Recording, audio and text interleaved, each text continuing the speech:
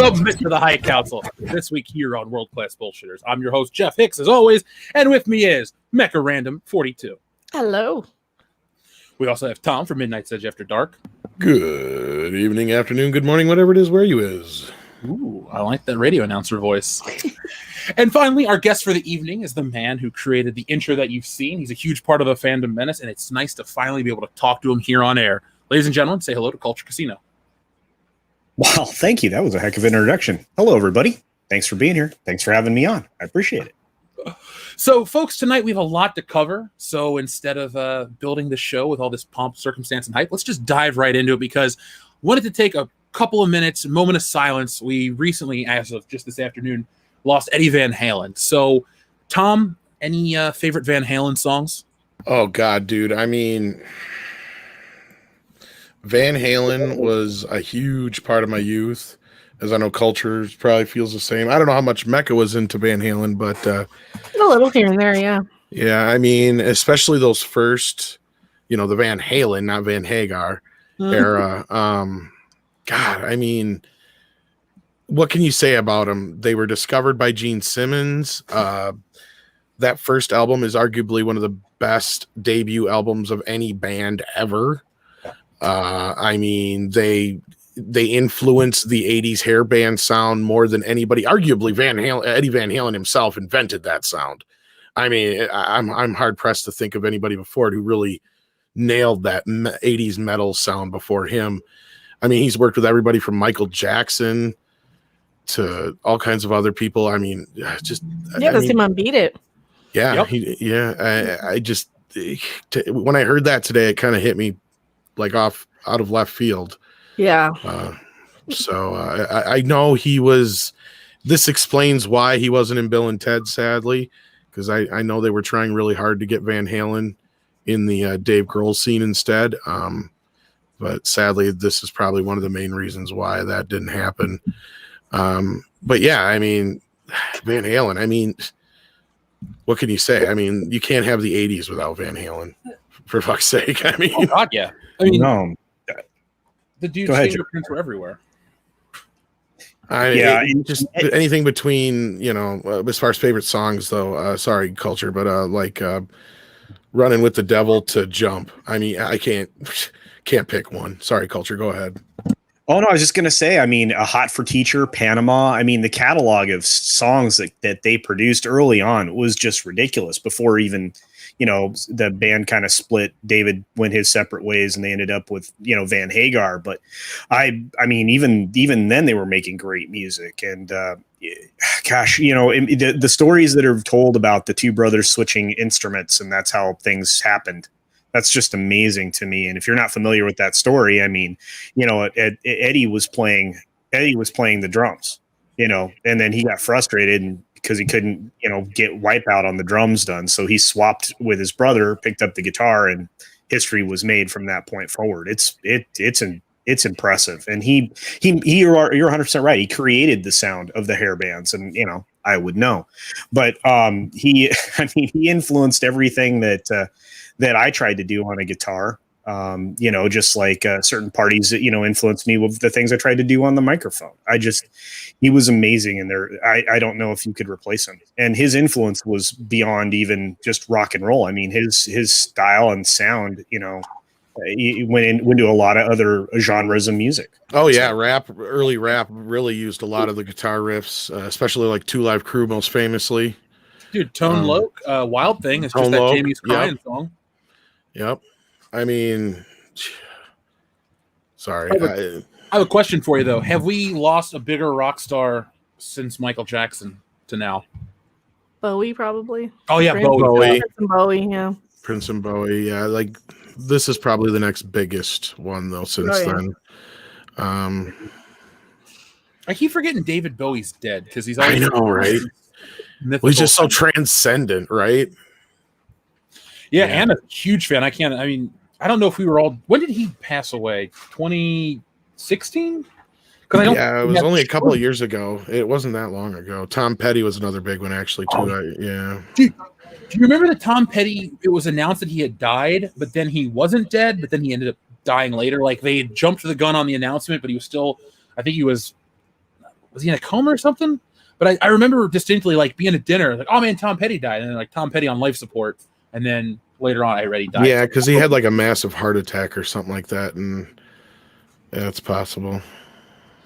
I mean, it's rough, but I saw a ton of people posting about Eddie Van Halen. Like, honestly, within like 3 minutes of news stories starting to go live, I'm getting posts on Facebook popping up all the time. So this is sadly the biggest entertainment news of the week. And I wish it was, something more positive to start the show out. But, R.I.P. Eddie. I mean, shit, their music will live on forever. It's everywhere. I mean, fuck. I love this movie Airheads. They even have a cover of a Van Halen song there. Like you said, Mecca with Beat It with Michael Jackson. That's my favorite Michael Jackson song. And the guitar solo is Van Halen. And Back to the Future. There we go. It comes full circle to that too. I mean, he's a big part of that movie. Just put it like this. He was a rock star that was so big that every piece of entertainment from that decade that talked about rock music usually talked about him. So, I mean, it's kind of there wasn't many bigger names during that era. Alex Winter posted a pretty, that was the one that I knew, it's just tough to talk about. Sorry. Well, even the pattern on his guitar, even like just the artwork on the guitar, you're like, oh, that's the Eddie Van Halen guitar. Well, yeah, that's what we used to call the all season for Picard. We called it the Eddie Van Halen ship because they look just like the Eddie Van the art from the guitar. Yeah. Well, and then they transcended like almost genres because they went from the hair metal to like once Hagar came in, they were way more stadium pop almost, but like not really pop, but they were just a different sort of level. Well, they added that grunge sound to the metal sound, definitely, like especially with which one was it with Right Now and stuff like that on it. Culture 5150. I remember hearing that a lot when I was a kid. 5150. Yeah, that's like the only Van Hagar album I have, but I have all the original albums. Yeah, on CD. I definitely prefer, most of them on the earlier. Yeah, and that particular song, I mean, that was one of the few times that Van Hagar didn't overpower the guitar with his vocals. I mean, that was a power ballad though, man. Right here, right now. That was amazing. Great song. Was that the Crystal Pepsi song for the commercial? Yes, the Pepsi. Yeah, they used it in a lot of Pepsi songs. I mean, that song was everywhere when that album dropped. But it sucks, man. It's one of those hard hits, definitely. And you just kind of came out of nowhere. I mean, I know he's been battling it for years. I didn't know he was sick at all. I didn't really know either too much about it. I thought he had. I mean, I heard something years ago, but I mean, since after a couple of years, you start to think, oh well, they get past it, kind of thing. It's just one of those things. 65 is way too young. Oh God, yeah. Oh, yeah. I mean, it's 5 years older than my mom, so. And your mom, Jesse's mom's even older than that. So, yeah. So, folks, if you're out there, listen to a Van Halen song. I mean, they kick ass. So, no matter what, you'll enjoy it. Barney the Space Source Woke Reek says, I hate that YouTube removed Mecca's recent video on Netflix. What happened, Mecca? That was me. I screwed up. It's back. I screwed up somehow when I rendered the video after I edited it. Somehow I either muted the audio or something. I think I misclicked something. I uploaded it without checking. I deleted it, so it is back. It is there. It has the audio, so. You'll have that. Sorry, that was all me. I've been kind of recovering from a migraine. That's always so much fun when you go through all kinds of work, render something out, go through all the bullshit, and then you realize that something's wrong. Yeah, because I was scrolling through the comments like right as it dropped. I'm like, oh shit, no sound. Oh fuck. So go click on it. That's not one you can overlook. Because at least with ours, it's like we're rushing to get them out, and it's like I have a spelling error or something. Andre's like, fuck it, But yeah, if you got no audio, what can you do? You got to redo it then. Yeah. Well, mine are usually my audio's off by like that 0.4 of a second, so it's like my voice is appearing. So so that happens, and then you have to re-upload. Sad. Yeah, it's that YouTube game. I mean, believe me, I've had typos and shit that I'm like, oh my god, how'd I mess that up? So. Sometimes I personally just have to live with it. But yeah, I'm with you, Mecca. And the audio. I do typos every week. Every week, somebody's like, "There's a typo." I'm sorry. I know I'm horrible at that. Either that, or I should be watching out for Andre's mistakes sometimes too, but I don't always catch them, and it's my fault too. So, Andre actually spells better than I do. So, well, I mean. what does he speak, like 8 languages? So I mean, he has to oh yeah, dude, fucking. It's like, what languages don't he speak? That's the one time where people are like, you guys should know more than one language. And I'm kind of like, yeah, it kind of would help. Oh, Sith. He can't speak Sith. Oh, okay, good. Just like 3PO. Not good. Fuck that movie. So that's going to kind of fall in with the tenor of tonight's show. So I want to talk about something. Sometimes there's a thing, righteous rage.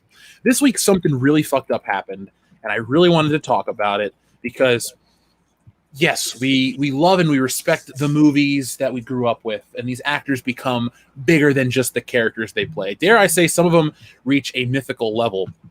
And then sometimes you have a guy that is so famous and then just kind of disappears, and you don't know what happened to him. And a lot of people, well, they kind of forget. Thankfully, the guy makes a comeback. Everyone's excited, and then something terrible happens. So have you guys heard about what happened to Rick Moranis this week? Do you want me to go off now or later? Yeah. Let's start with the rage, dude. I heard about this news story when it was break Saturday, or was it Friday? Mm-hmm. But I heard about it when it had dropped. And I put my phone down and said to Jesse, like, what the fuck? Like, why would somebody attack Rick Moranis? Of all, it was Friday. It was Friday, okay. Of all the people to, like, look, I get it.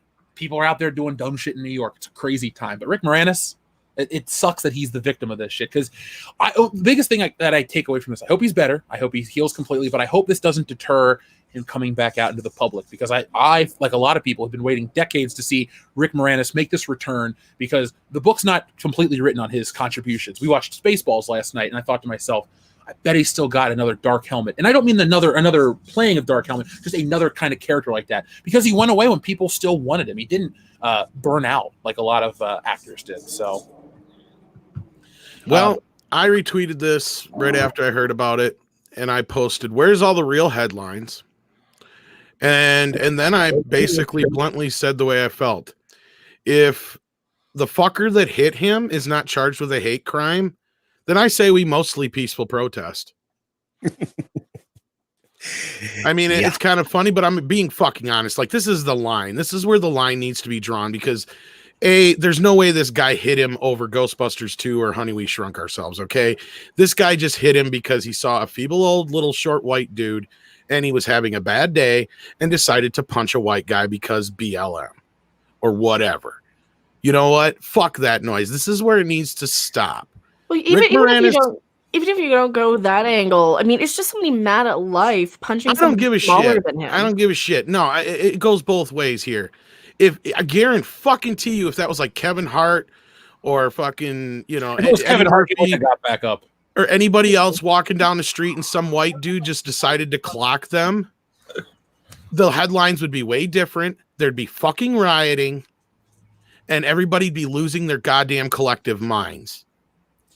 But just because it's Rick Moranis and they don't have the real headlines out there, nobody's really hearing about this story. I mean, people get beaten up on the streets of New York City every day. So. They do. But if you've seen the video, it's clearly that the guy fucking hit him just because he was white. And it happens to people every single fucking day. Jesse's right. But this is where the line needs to be drawn. It's like, come on. This guy's never done anything to anybody. I don't care what the guy's going to come up with 20 different stories when they catch him. Probably. I guarantee you he's going to try and say, oh, he said this to me and he said that to me. And we're all going to call bullshit.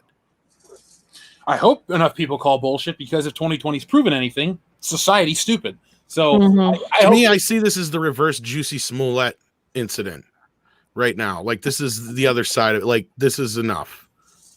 Well, do you think enough's going to come of it because of everything that's going on with the current political climate, the pandemic, and all this shit?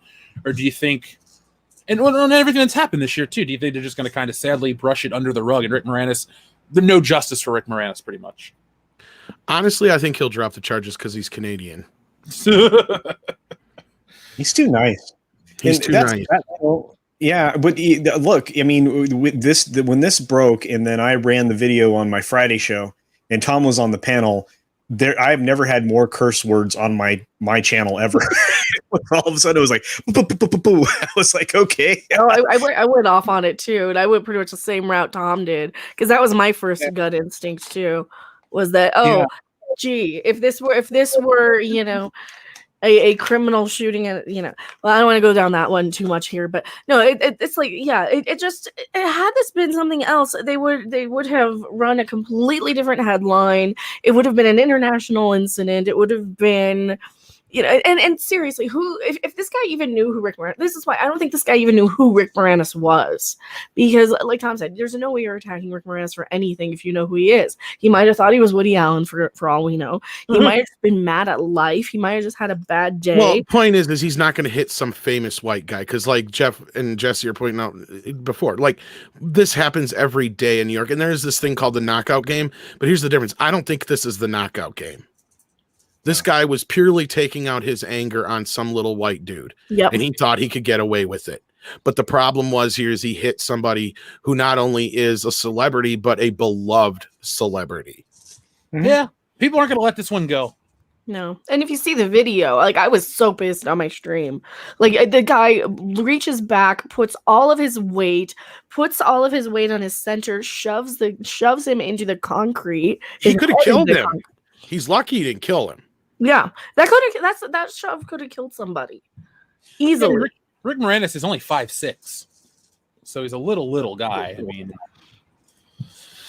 it's just a messed up situation. It shows you how ugly this year is. I mean, I know it's like, oh, it's cliche. No, and I know you don't like getting on that side of things, Jeff. I'm not trying to take you there, but there's a difference. When I talk about politics, I mean, like, I don't want to talk about debates, elections, what this person said. If it's a celebrity, if it's pop culture related, it fits, it flies here on the channel. So this stuff, that's your takeaway from it. I mean, hell, when you Google Rick Moranis, number one hit is NYPD actor Rick Moranis victim of unprovoked attack. So I mean, it's in Manhattan. It's on camera. Hopefully people... It should say hate crime, though, not unprovoked attack. Because like I said, guarantee you reverse the roles, it would say hate crime in the title. Yeah, for that... Well, yes. And also... He didn't steal anything. So it's not like it was a crime of... he wasn't robbing a guy. Then you could argue, yeah, it's not a hate crime. He's just robbing a guy. You know what I mean? Yeah. Well, like, there's very little they got here. I'm sorry. Yeah, there's no excuse outside of it's just assault. I think it's an open and shut case of like, hey, he attacked somebody. There's camera proof. There's really no excuse.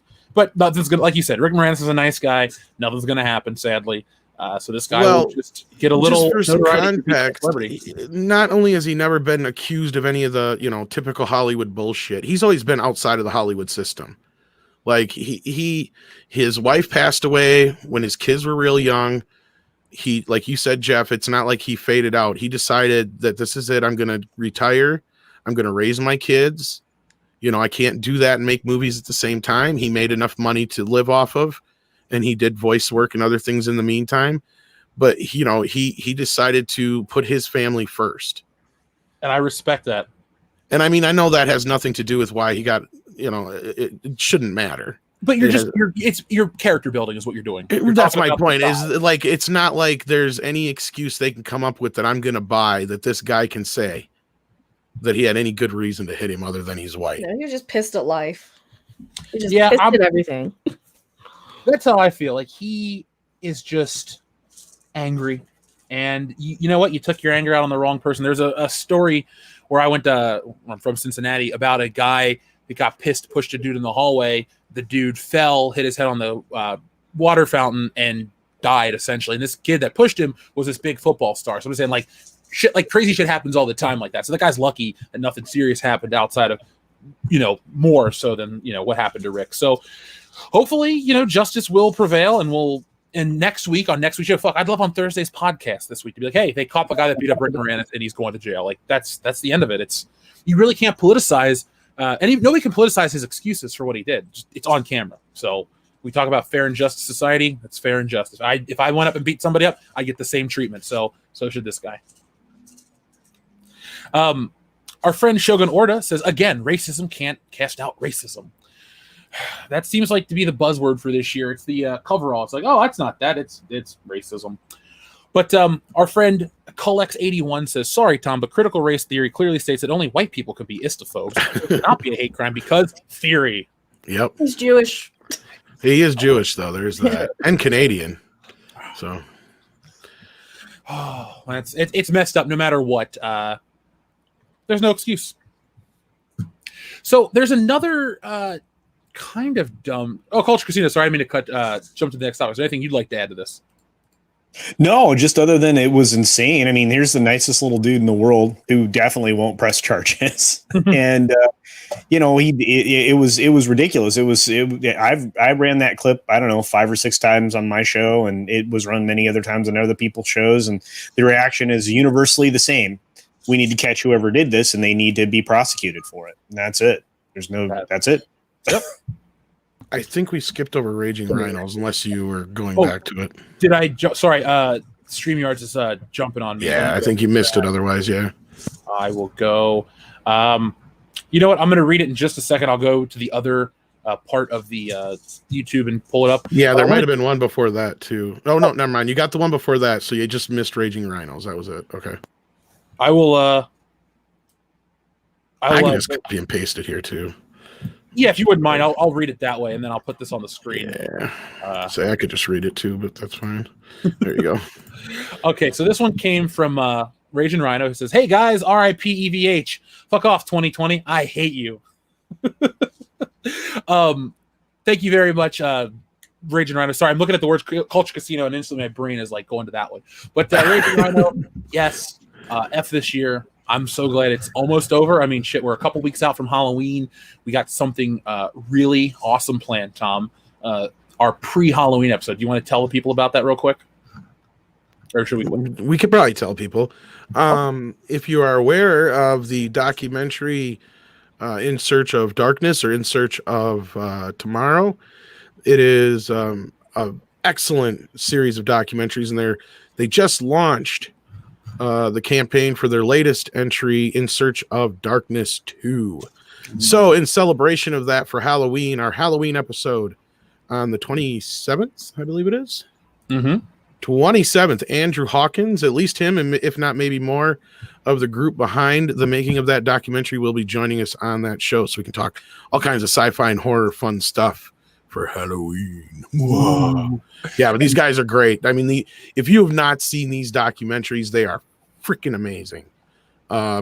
They're hard to get your hands on now sometimes, but yeah, they're great. They're great documentaries. They got interviews with all kinds of people. So, they're if you're so cool, Brewster, the one about Fright Night, that's the one I've seen. Okay, yeah, they made that too. Yeah, they've done all kinds of cool shit. I mean, these guys are great. We've done all kinds of watch parties with them. I met through the internet. I met Brad Dourif because of them. Oh, nice. I mean, so like these guys are great. Fucking A, dude. I almost had a good story for you, but their people couldn't figure it out. I almost met Harold Faltermeyer last weekend because of them. What? I know, but his fucking people couldn't figure out the StreamYard thing or whatever. Not StreamYard, but the other one that everybody always uses now. I would have been so jealous forever. If I got so nervous, and then I was so upset because they couldn't get him piped in. Oh my god, it would be the hardest if I ever got to be a part of something like that. It would be the hardest thing for me to not just gush about Beverly Hills Cop music. Well, and that was the one thing they told us not to get too much into. But what, Beverly Hills Cop? Yeah. Well, I think it has something to do with the rights and licensing, but we're like, well, we got to talk to him about Shakedown, but it sadly never happened. I hope they work something out again with him, because, yeah, I was so pumped, and I'm like, oh my God, I'm like freaking out. And then I'm like, oh, I was so let down. I'm like, Jeff's never going to believe this. Well, I would never live it down. I'm like, you met Harold Faltermeyer, and I was doing nothing. I didn't even know about it until the day it was about to happen. Like Andre's, oh yeah, by the way, I forgot to tell you. And I'm like, you forgot to tell me? That's I'm disappointed for you as a friend, Tom. So our friend Salvador says Rick Moranis ain't no hoser. Indeed, he's not. Fucking Strange Brew. It's been a minute since I've seen them, but Sal, since you're a big collector, have you seen the Strange Brew action figures? If so, just text me. I had those. Oh, you had them? Well, I had the McKenzie Brothers ones. I don't remember what happened to them, but I had the McKenzie Brothers action figures like about 10 years ago. I missed out on those, but I love that movie. I wish I still had those. We had a watch party for that, didn't we? I think we did, yeah. It was like our second watch party, I think it was. Probably. I know we did UHF and we did something. A damn good It's been a while. That's Who made those action figures? I'm curious because I mean that's kind of I collect the goofy stuff like the Buddy Christ and stuff like that. So I've seen the real Buddy Christ before. I went to the Jay and Silent Bob Secret Stash in New Jersey. Yeah. Well, yeah, they're not going. Depends, I guess, on where you get them from right now. Like $30 a piece on eBay. Yeah, roughly. Yeah, that's reasonable. Yeah, all the McFarlane toys. You can get them. Yeah, $19 for Bob McKenzie on eBay right now. So you can get them both for probably $30 for both of them. Yeah, you're right. So they're out there. They look pretty good too. Hey, back off, you hoser. Yeah, they got a little set. They got little donuts. Place bid. They're cute. Don't you dare bid on these two. I'm bidding on them. You don't take my thing, man. I always wanted a Brack though. That was what I always wanted from Space Ghost, from Cartoon Planet. I've been throwing a lot of those clips in my videos.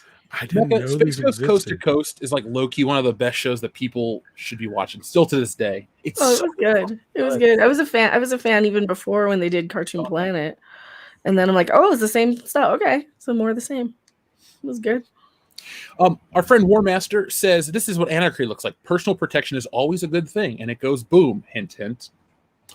Hint taken.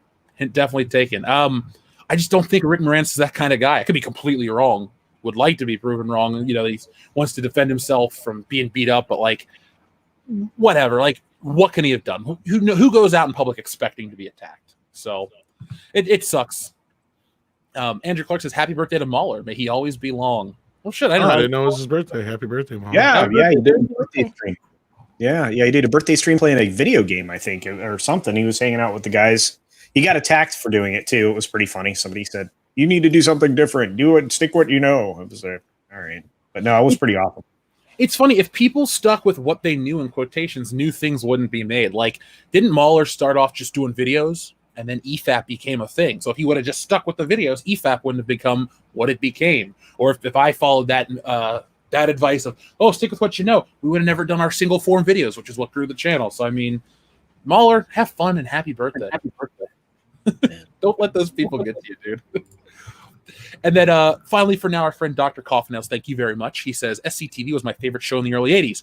Rick Moranis is a big part of what made it great. I'd like to see that a-hole's head on a pike. Jesus.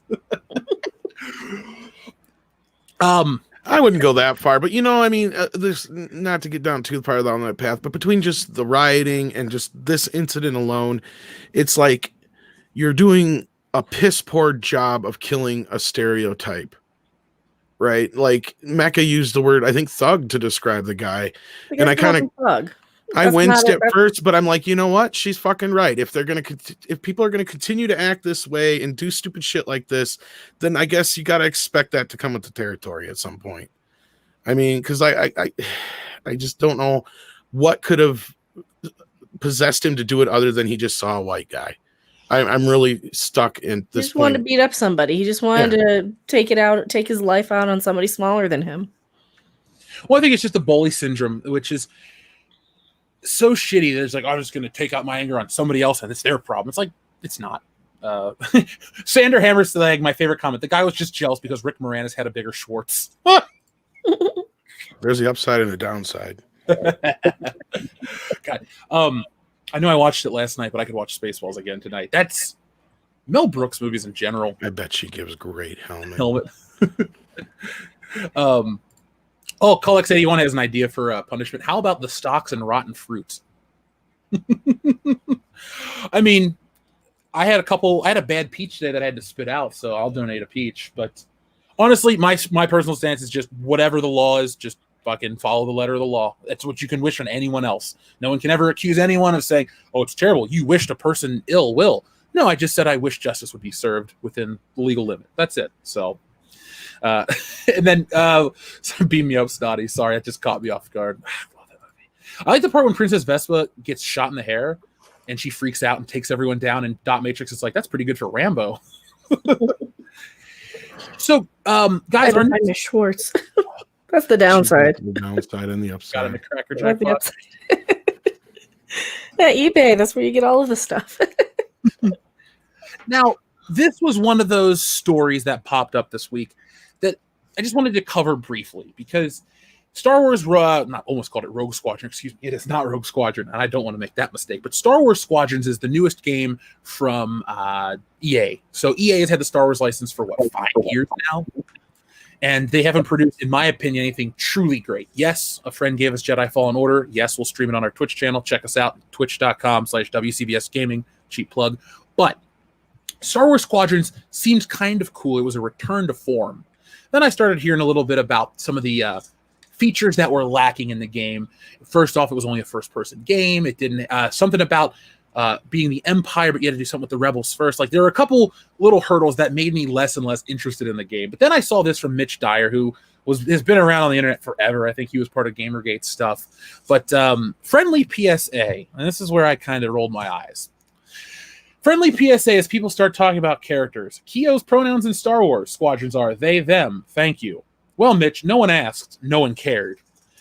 Is it just me or little bitty things like this can rain on your parade? Or it's like, oh, cool, a Star Wars X-Wing game. And then the narrative isn't, oh, it's a cool, great looking game. Or, when you play it on the Xbox Series X, the ray tracing lighting will make it better. It's, no, these are the characters' pronouns. I, for one, don't give a shit. Like, it's an alien creature. Is that a great selling point? It's echoes of T. Louis 2 to me. It's just grandstanding. It is grandstanding. Like this guy and a couple other people in the gaming sphere, these journalists, are just trying to start shit because if they're all meaner. They should want to run away from this crap. Realistically, Lucasfilm and EA should be like, you know what? We're going to stay out of this. We've had a couple rough years with Star Wars. Now's our time to really gain the trust back with people. But Chris Neville is right. It is virtue signaling that ruins fun for everybody. So, yeah. Now, are you guys interested in this game at all? No. No. It doesn't have a Pac or a man in it. I prefer Miss Pac-Man myself. She's fast. Or a Ms. Pac-Man. What if it had a Pac they? Why are you trying to cause issues, Mecca? It was right there. I had to go for it. What would be a Pac they? Fuck. It's when Junior decides he doesn't know what he wants to be. Okay. Why am I having flashes of Seed of Chucky? We already had this argument in that movie. Glenn or Glenda? That's a terrible movie that I don't mind watching. You know, it gets a bad rep, but it's fucking hilarious. And the best part is when Chucky's like, you know what? Fuck this. I'm sick of it. If this is what it's like to be normal, then I don't want to be normal. I'd rather spend the rest of my life as a doll. He's just going off at everybody. He's like, yep, that's a dad. That's a dad moment. It's like, fuck this. We're going home. I don't care. We're done. Mark C, thank you very much. He says Rick Moranis decided to walk in with his white privilege in a city screaming to defund the police. Yeah, that's kind of it. That's what I'm saying. Like, I know some people are convinced it was that knockout game, but I just don't buy it. They may try to use it as an excuse, but yeah, but it's okay. But that's not an excuse for hitting somebody. I don't care what the game is. I mean, no, I know. Well, they don't have to, but I mean, at this point, I really feel like it's not going to happen. But this guy should be charged with a fucking hate crime, plain and simple. To me, almost all personal crimes are hate crimes. But I don't even. Well, yeah, true. I mean, that's the irony of ironies. I'm just, I find the whole idea of a hate crime stupid. Because, like you just said, the point is every crime against somebody else is a hate crime. If you obviously have a passionate, it's a crime of passion at some point if you hate them. Yeah, so what's the difference? Murder's a hate crime. Yeah. So yeah. Oh. So let's see. Shit, I don't have the next one lined up. We'll jump ahead. So, Lord of the Rings. Part of geek culture, part of pop culture. People love it left and right. This Amazon show has seen its fair share of questionable possible decisions, as well as a couple of hurdles left and right. but it looks like it's moving forward. So I'm trying to find her exact name. I read online that they had cast Galadriel. Or Galadriel, is it right? Galadriel or all? I think it's Galadriel. Galadriel. Okay. I can't find the exact news story, so let's talk about the other one briefly. Amazon Lord of the Rings show rumored to feature nude scenes. Now, I'm the kind of guy that would never be opposed to any of this. But in Lord of the Rings, is it me or does it feel a little weird? Like they're trying to make Lord of the Rings Game of Thrones instead of it being Lord of the Rings. Is it going to be Gollum naked or something? It's barely legal Smeagol. Like, okay, first off, who's going to be naked? Let's look a little further into this. So, Amazon's upcoming Lord of the Rings series. To be clear, there is a little bit of nudity in the books, but not like a buttload of sex or anything. And the nudity is kind of, there's a casting call in Auckland, which is asking for actors to be comfortable with nudity. The casting call reads, BGT are currently in search of talent who are comfortable with partial or full nudity. Intimacy guidelines will always be followed on set.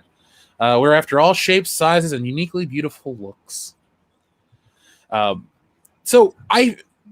just so weird. Like, it's one of those things for me. I was talking about this with Jesse earlier, where you take something and you try to make it like something else. But like Game of Thrones had a miserable ending that everyone seemed to hate. What is Amazon's impetus to, follow suit? Boobies rock. They do. I'm not going to fight you on that at all. Maybe so they can justify charging a premium service price for it through your Prime. And floppy wiener. What is that show, Rome? That was like the first episode. My friend Joel's like, hey, we should check out this show, Rome. I'm like, okay, this could be whatever. And I was like, yeah, that's the last episode I ever watched, so. Well, to be fair, HBO kind of started this trend because almost every one of their cutting edge adult shows at night, have some level of nudity, and I can see them wanting to draw a distinction between their series and the fantastic movies that we were served up here by Peter Jackson. But and there is limited nudity in the books, but it's natural nudity. It's not let's go go behind the woodshed and see, I think that's kind of what they're asking for here. If you look at the casting call, it says for background actors that are comfortable with nudity, all shapes and sizes. So maybe it's like just an area where there's like just a bunch of nude elves bathing. Fair enough. Or humans. Yeah. I mean, I'm not trying to stick up for the show. I have very little confidence in it, but again, I have a hard time believing we're going to get, like I said, barely legal Smeagol or full frontal elf nudity or, full on fucking. I don't think you're going to get sex scenes. So you do or you don't? I don't think you do. I don't think you will. I mean, if they're trying to respect the books, I don't think they're going to do that. And I mean, of course, I don't think they're trying to respect the books at all. I mean, I'm concerned that this is going to be, a lot of identity virtue signal garbage sandwich that we don't want to eat. So we'll see. Well, here's the thing is they have the Tolkien estate who has like major control over everything. And we heard rumors that there was a little squabble. Maybe this is the squabble and maybe they're trying to get around it because like you just said, oh yeah, there's, whatever the word is, like there's just infinitesimal little small bits of nudity here and there in the background of natural, but there's not. I'm trying to recall myself. I don't remember sex being a big deal in the book or ever really coming up, to be honest with you. Not really. Because I mean, he wrote these stories for his children originally, like they were culminated between letters and stuff that he was sending home from the war and all these other things, and then he worked out this whole story. So still, from beginning to end, the whole idea was to write a book not just for kids, but that everybody could enjoy, including children, obviously. And he built this whole world. And I'm sure there's romance in it, a little bit of romance probably, but like, I don't ever remember a bunch of like, well, but I mean, I can see some bathing scenes, and there's if I remember right, I can't remember which book it was, but coming out of the lake after, in a bathing circumstance, I don't remember any sexual content in there that was explicit in any way. So I mean, there's an implied romance between Galadriel and Gandalf, I believe, but that's just, I don't know if that's in the books at all. I think that was just in the movies.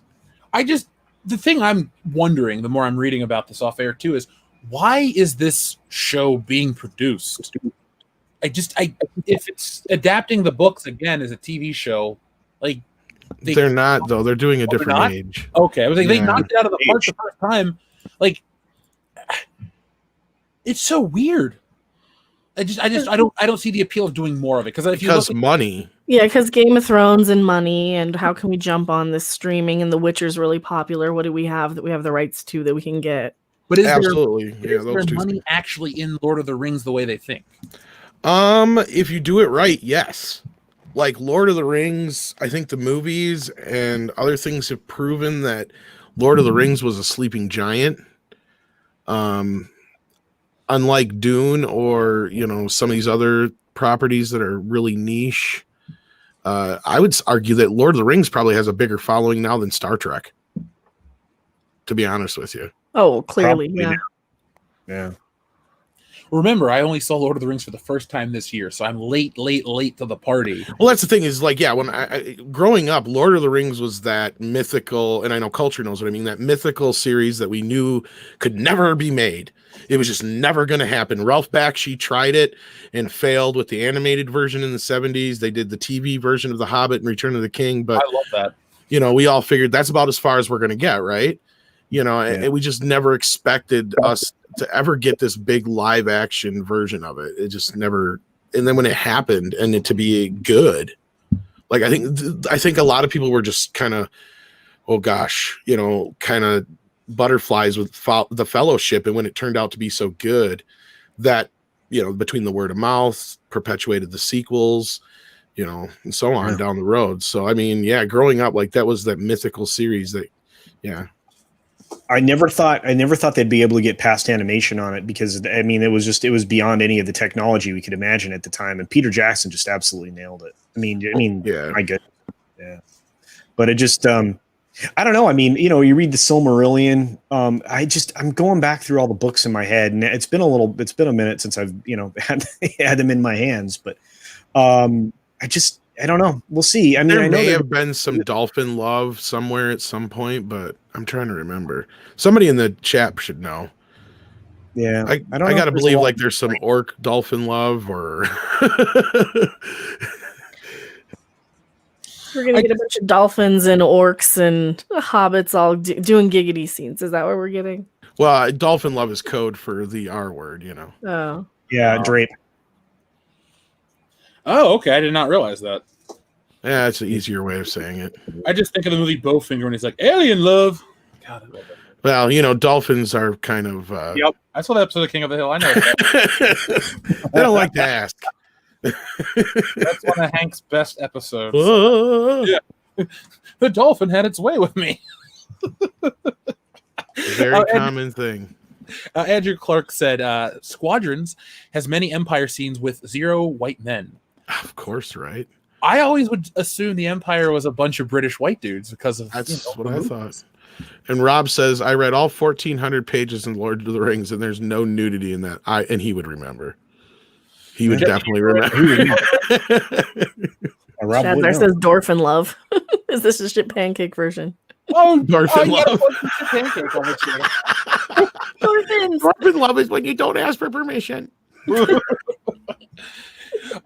Ronin Blade, I Want Action, and Lord of the Rings too. I thought those 3 movies had a ton of it, and I enjoyed them. So I don't know. As a guy that's late to the party, I just don't want to watch anything else. It's like that's the story of the 3 movies or the 3 books. It's like that's it. Cool, awesome. I'm sure there's more out there, but as a guy who just likes what I saw and doesn't want to experience The Hobbit, honestly, if you've seen the animated Hobbit, it's fine.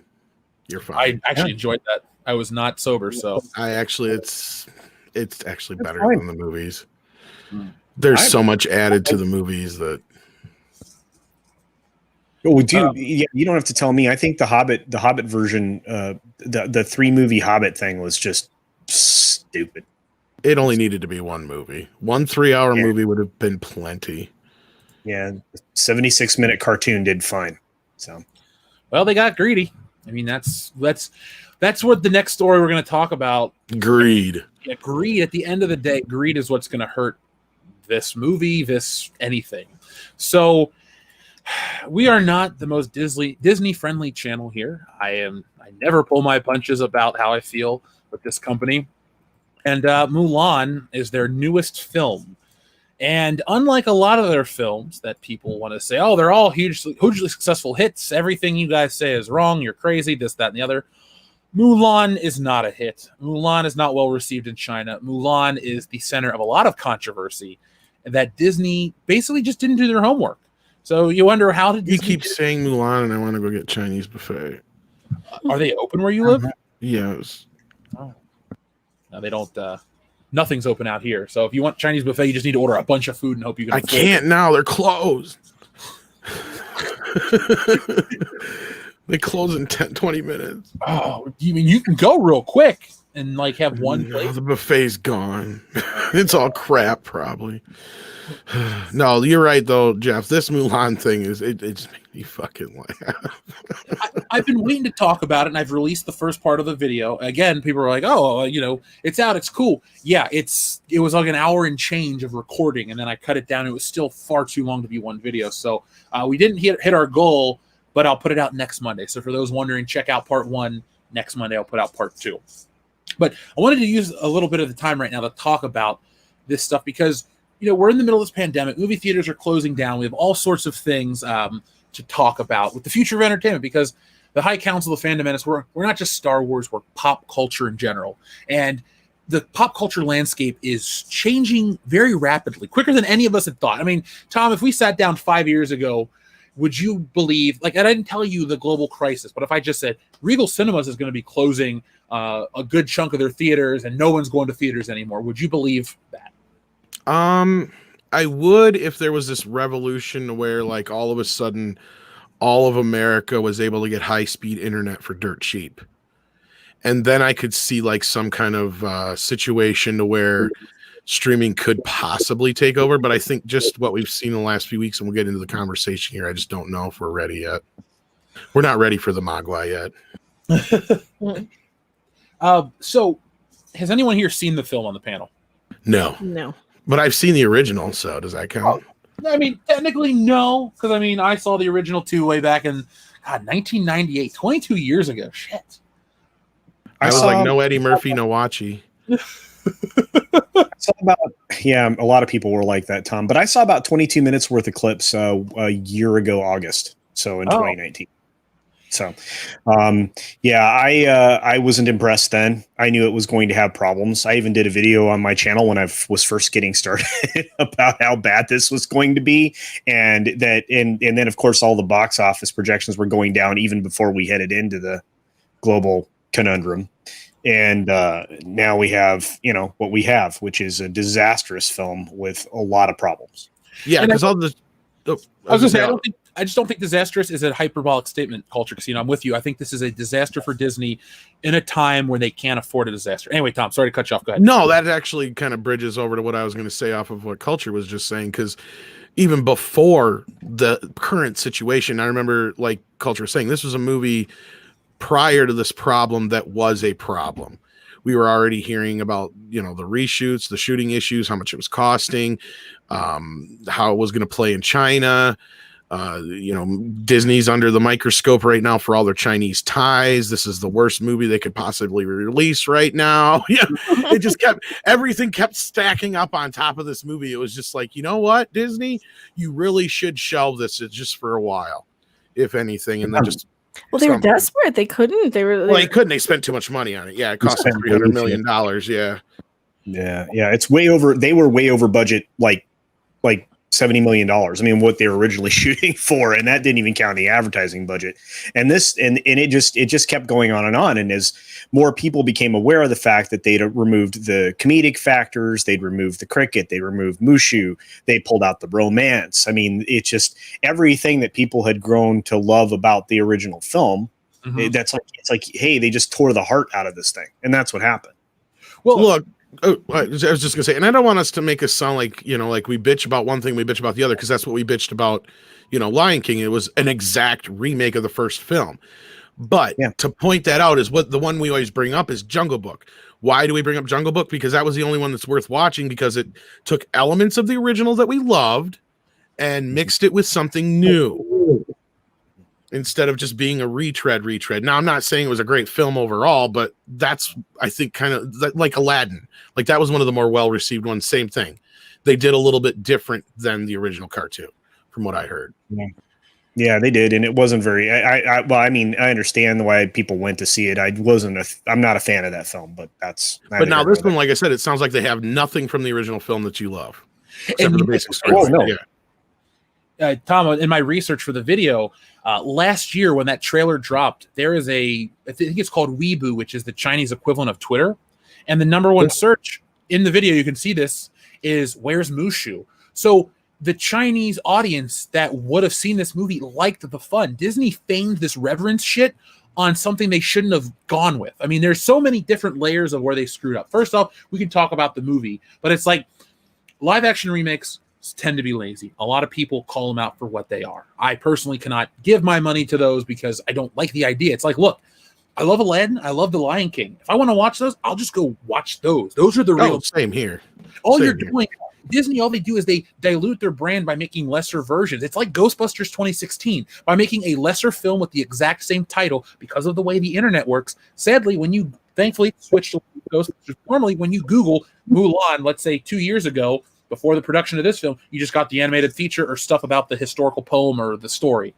Now, in the way that SEO works and all these other things, this movie is always going to come up first. Like, you basically, by remaking a film with the same title, you push away your old one on the internet. And I know it sounds dumb. It's like, Jeff, I can remember it, but it's like the way catalogs and stuff, Google's going to look for the new one first. It's going to do this. It's going to do that. Basically, they're wiping away some of their legacy in a stupid manner by trying to just cash in on it again. Because there's a reason why the Disney Vault system eventually did fail, but why it worked for decades and decades, because you had these films that had high value, not just monetary, but in people's hearts. So Jessie likes Mulan. I remember a couple months ago we watched it, and she was excited to talk about the songs and Shang and all this stuff. And the things like when I ask people about Mulan, the stuff they love is been taken out of this new one, Right? Or reasons they don't want to be offensive to China, which is so weird because, like I said, that audience that wants it, they took out the parts they wanted. Yeah. Absolutely. Yeah.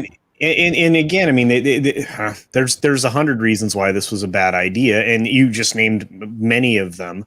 But now, whenever you Google search this, you're also going to find all the controversy that surrounds it. I mean, that first page for Google. I mean, you will occasionally run up against that article about the fact that it's filmed where there were a wider internment camps. So re-education, excuse me, that's the right term. Re-education camps. So sorry. I apologize. I take responsibility. No, but here's the sad part about the whole vault system, Jeff, is they could have kept doing that and it could have worked. Yeah. The way technology has progressed, even though digital has become a thing now, they have had DVD, then Blu-ray, and then HD DVD or 4K Blu-ray, whatever.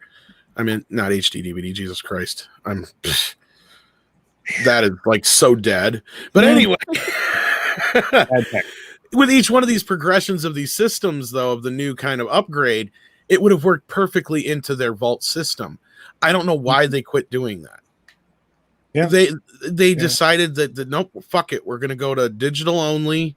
And you're right. It just kind of it killed the whole idea of what Disney had going for them and what made these movies so desirable. And, that was the whole thing, because it was every 7 to 10 years you were lucky to get to see these movies. I remember seeing, like, as a kid, Pinocchio and 101 Dalmatians in the theater. Like, the original, it was a big fucking deal, and then I remember the first time ever getting to see these movies on video and then realizing, they went away and you couldn't get them for the longest time. And then, as a teenager again, being like fucking jazzed because I finally got to see Pinocchio again since I was a little kid, and just that, and I remember seeing the same thing with my uncle when Bambi first came out on video. Like, you seen this dude who was like the coolest fucking stoner dude in the world practically turn into a little fucking kid because he's like, Bambi was the first movie my sister took me to when I was 4 years old. You know, like it was just, you know, you would never in a million years think this guy would watch Bambi. You know what I mean? Like it's just like the last guy in the world you would think, you know, but no, it's one of those things that Disney used to have that power. You know, we all have a Disney movie, even Mecca, who is not a Disney fan. I guarantee you there's at least one Disney movie that you kind of like. I kind of like Rocket Man, but that's well, that's not. I mean, I'm talking about the animated ones, but you know what I'm saying, like, or even some of the classic ones, maybe. But the system worked, and I know I've got a lot of lights going on right now, but this is the original white box. Oh yeah, you know, from Mary Poppins VHS tape, right? Yeah, and they did it with some of their live action ones too. Yeah. So this stuff was re-released into theaters. Then this was strategically done. They released it into theaters. Then they released it back out of the vault. You could buy it on VHS tape. They did the same thing with it when the DVDs came out. They did the same thing with it when the Blu-rays came out. And those films only reappeared every decade. So it was a brilliant system, and they could have kept doing it, and they could still have a digital presence, but the special is wearing off because, as you said, Jeff, and I agree with you 1,000%, they are wrecking their old titles by remaking them in this fashion. So, and it's terrible. And believe me, the investors are paying attention. And, you know, Tom, you brought up your uncle that took you to see Bambi, and you were so excited. That's the story he told me about his sister taking. Oh, sorry. The thing is, Disney is built in culture. You're 100% right when you brought up the Volt system with the Mary Poppins stuff. They have built decades and decades of trust with people to the point where, one, we sound crazy for saying Disney does this stuff, and you're like, no, they don't. And two, they can get away with the laziest crap because people remember the feelings they had and the emotional connections, the ties to these films, these projects, and so they give a lot of stuff a pass, and that's why, you know, they can get away with some of the crap they get away with because people go, oh, Disney, I can leave my kids in front of a Disney tape and everything's safe and good.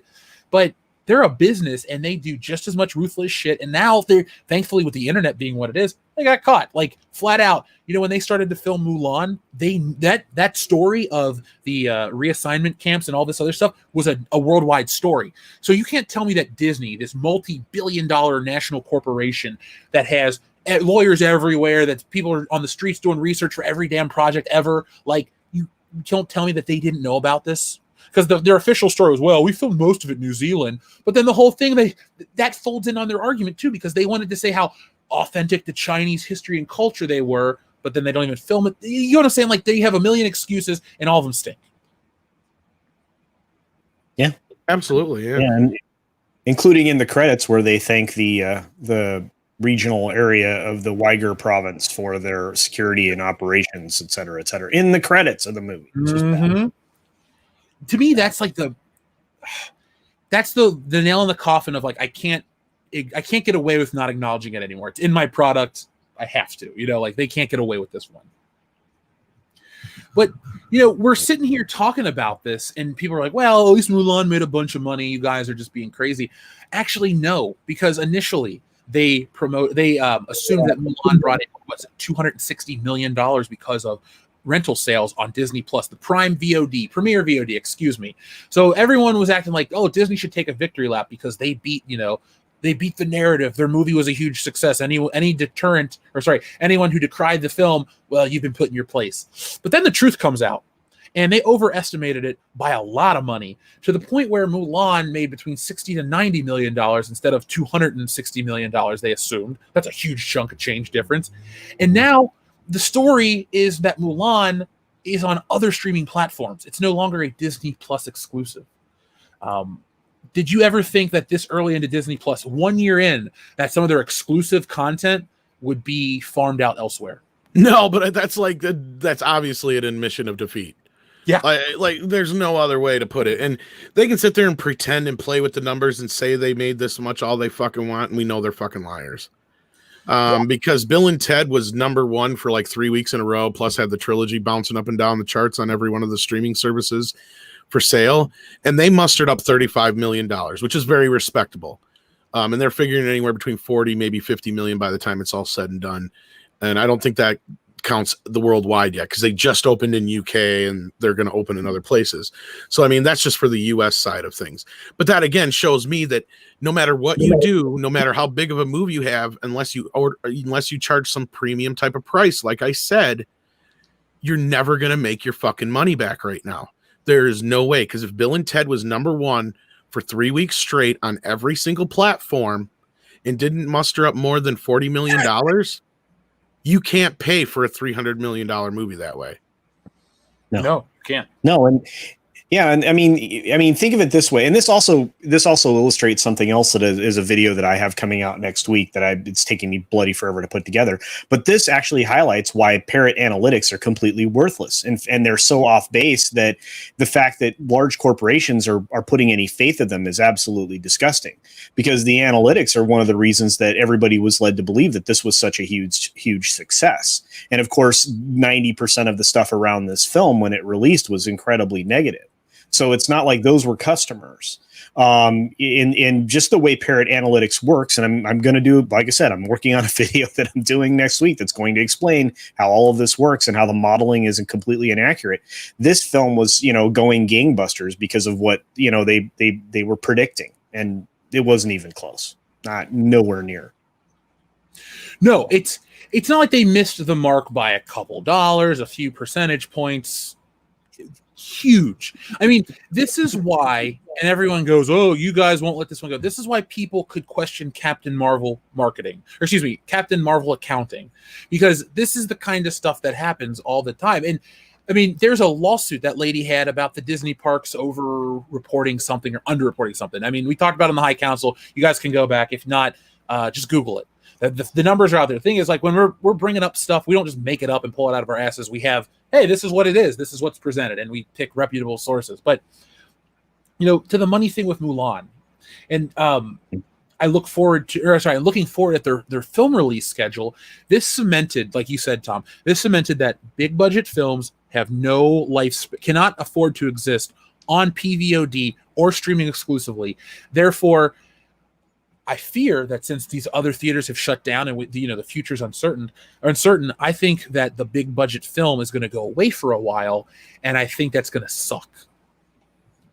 I think you're right for the most part. I think what we're going to see, at least for a couple of years, once things kind of finally settle, is a return to the 80s and 70s kind of form.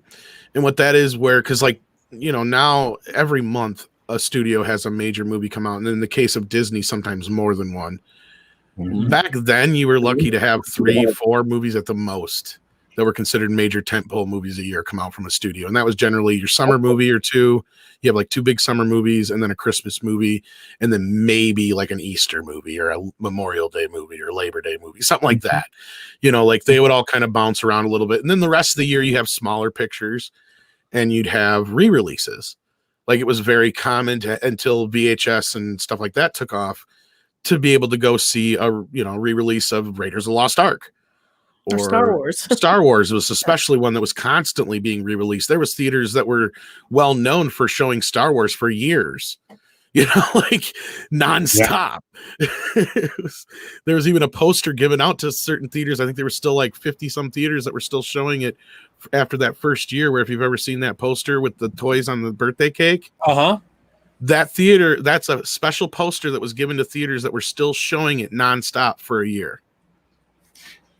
It sounds crazy to say this, and I might regret it, but there is some movie out there in the ether that can have that same effect, even with, the way technology is. There's something that could be that next thing, and I'm hoping that this future dry spell is going to produce that. And I don't mean like, look, Star Wars was not a small budget film. Everyone's like, oh, it was this independent feature. No, they had like a $12 million budget or $11 million budget.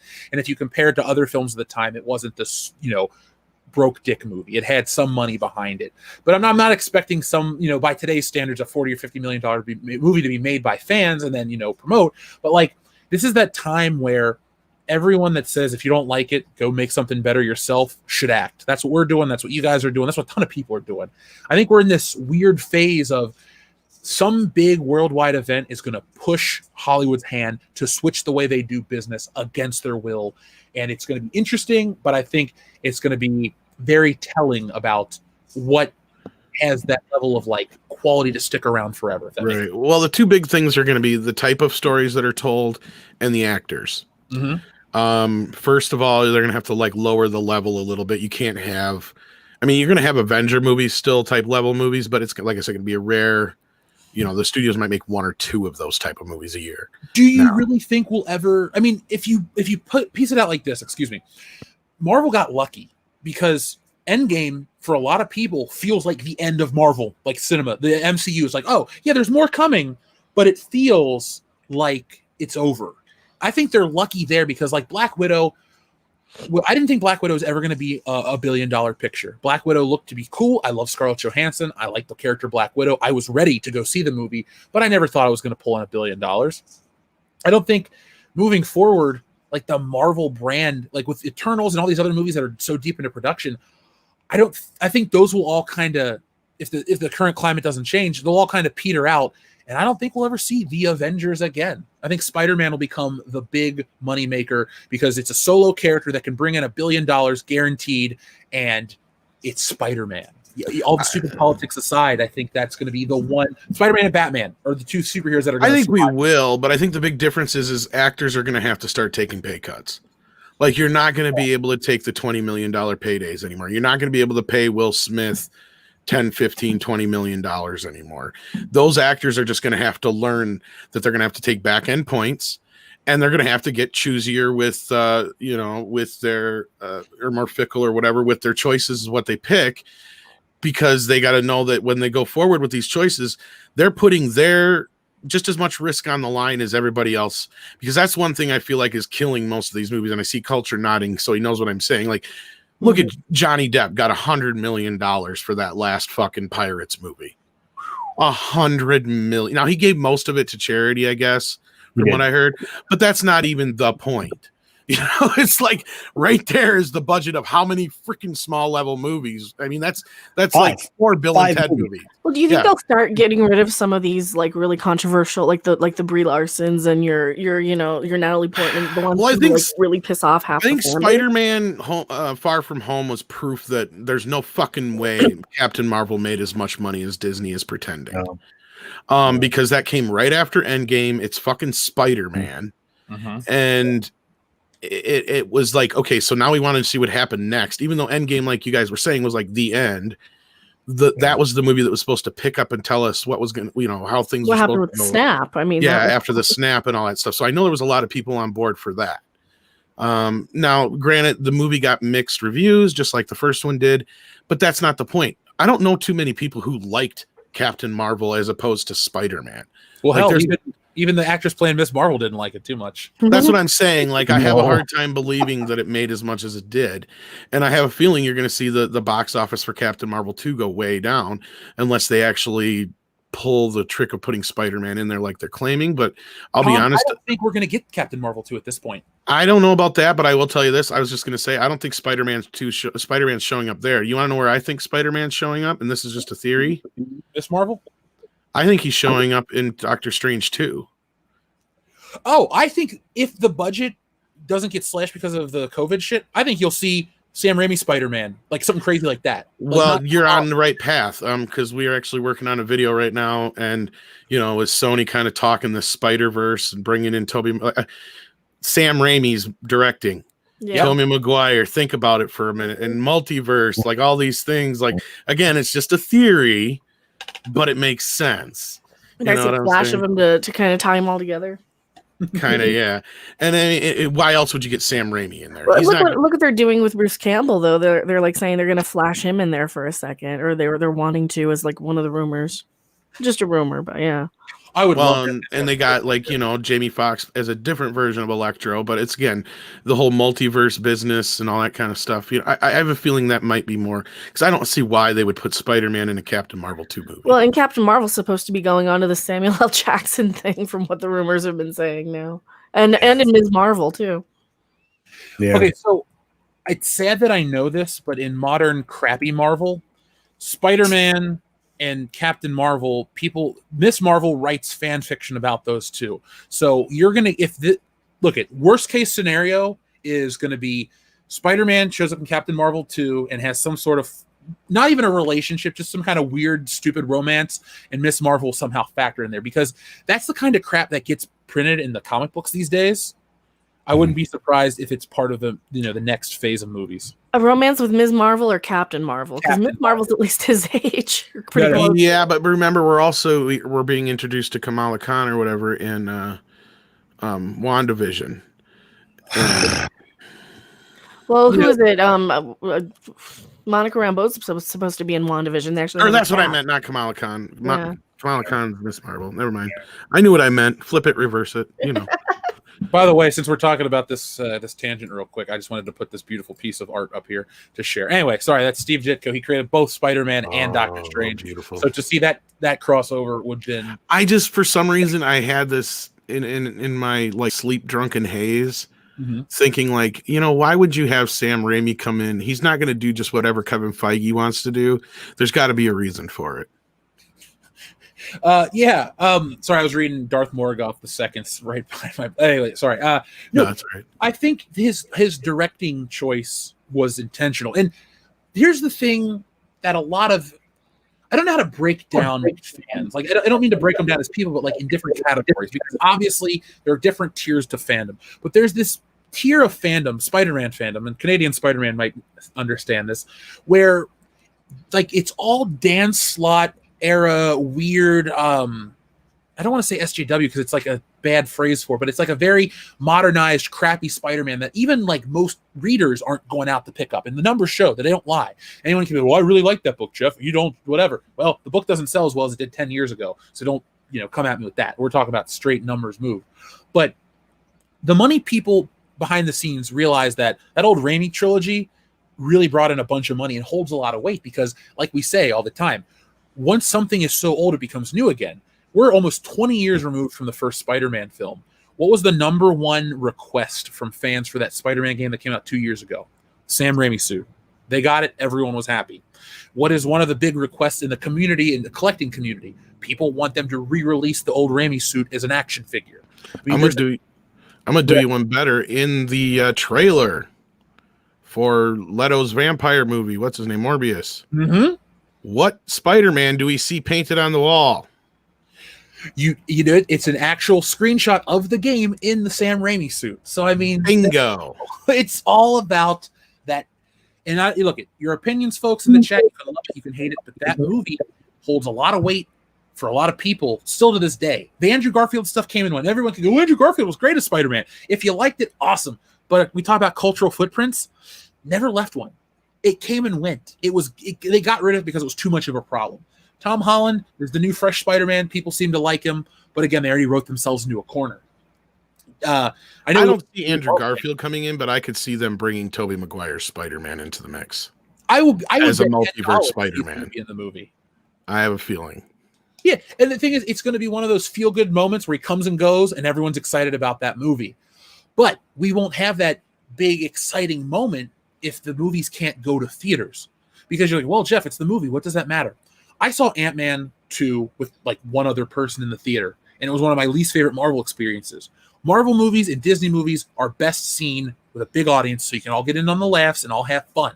You take that out of the equation, it's not as funny. You also take that out of the equation, spoilers, piracy, all sorts of things. People are going to resort to that. If it's so much of a hassle to go to a movie theater, well, guess what? If it's on streaming, either somebody's going to pirate it or they'll just, swallow their loss and just fucking pay for it on there. But like, you're not going to reach those heights ever again unless we can figure out, or unless they can figure out a nice balance of price, cost of film versus, budget spectacle. Joker was a huge success. It made more money than the last Star Wars movie for a tenth of the budget, roughly, after shit got redone. So like, that's the future of entertainment. Disney is for once on the wrong side.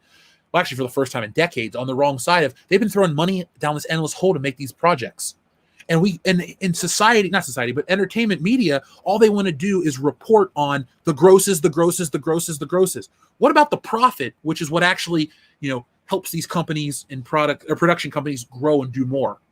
Ask Ed Solomon how that works. Well, I would ask him. I mean, he did it himself. I mean, he has said that according to Sony, Men in Black still has not made any money. The first one? Mm-hmm. What? Yeah, he's not gotten a residual check yet for it. I Movie math, yeah, and especially from the studio side, and that's legit. I mean, it goes on in a lot of properties. When people go with a back end, sometimes they never see it. So, and this is the thing that I like to talk about, just on the channel briefly. I let people know like what you're told is not necessarily the whole picture. I'm not going to act like, oh, they're lying to you on everything, but I am going to say there's more than meets the eye. Not a Transformers reference, but like always keep in mind when they report these numbers that you have to make minimum 2.5 times your budget to make a profit, or at least break even. Excuse me. It's like 3 now because it's 3. The advertising budgets have gotten so high. I mean, here, just like for an example, on a small budget for $20 million on Bill and Ted, they spent $15 million just on the advertising. Yeah. I was going to ask you that question too, because in a year where, you're not going to put this movie out in theaters, I wonder if the advertising budget had switched, especially with Mulan, because, Disney movies cost $100 million to market. Did they put that kind of money into this, or did they kind of just avoid that cost by writing out, like playing the waiting game, not knowing when it's going to hit theaters and stuff? No, they spent on advertising. They'd already spent a big chunk of money on advertising. But I mean, this movie, they were pushing forward with it and had been advertising it since the end of 2019. Yeah, so for example, No Time to Die lost, what was it, 30, 40, up to $60 million already in the million, yeah. Then the advertising they had already done before they decided at the last minute to pull No Time to Die there. And it got pushed again, which Can I just take a minute and go, ha, I'm not upset. Like, I love James Bond, but I'm ready for the Craig era to end. Me too. Oh, I have a feeling he's going to die in this one anyway, dude. So probably. And you know what? I hate to say, I wouldn't be upset if they killed James Bond, my favorite character across the board. If this would have been like a Pierce Brosnan era Bond, I probably would have walked out of the theater fucking heartbroken. Like I always say in The Dark Knight Rises, I look over to Dion, I go, if Batman dies, I don't think I can handle this. Like, I was being serious, like, fucking Batman? No, don't kill Batman.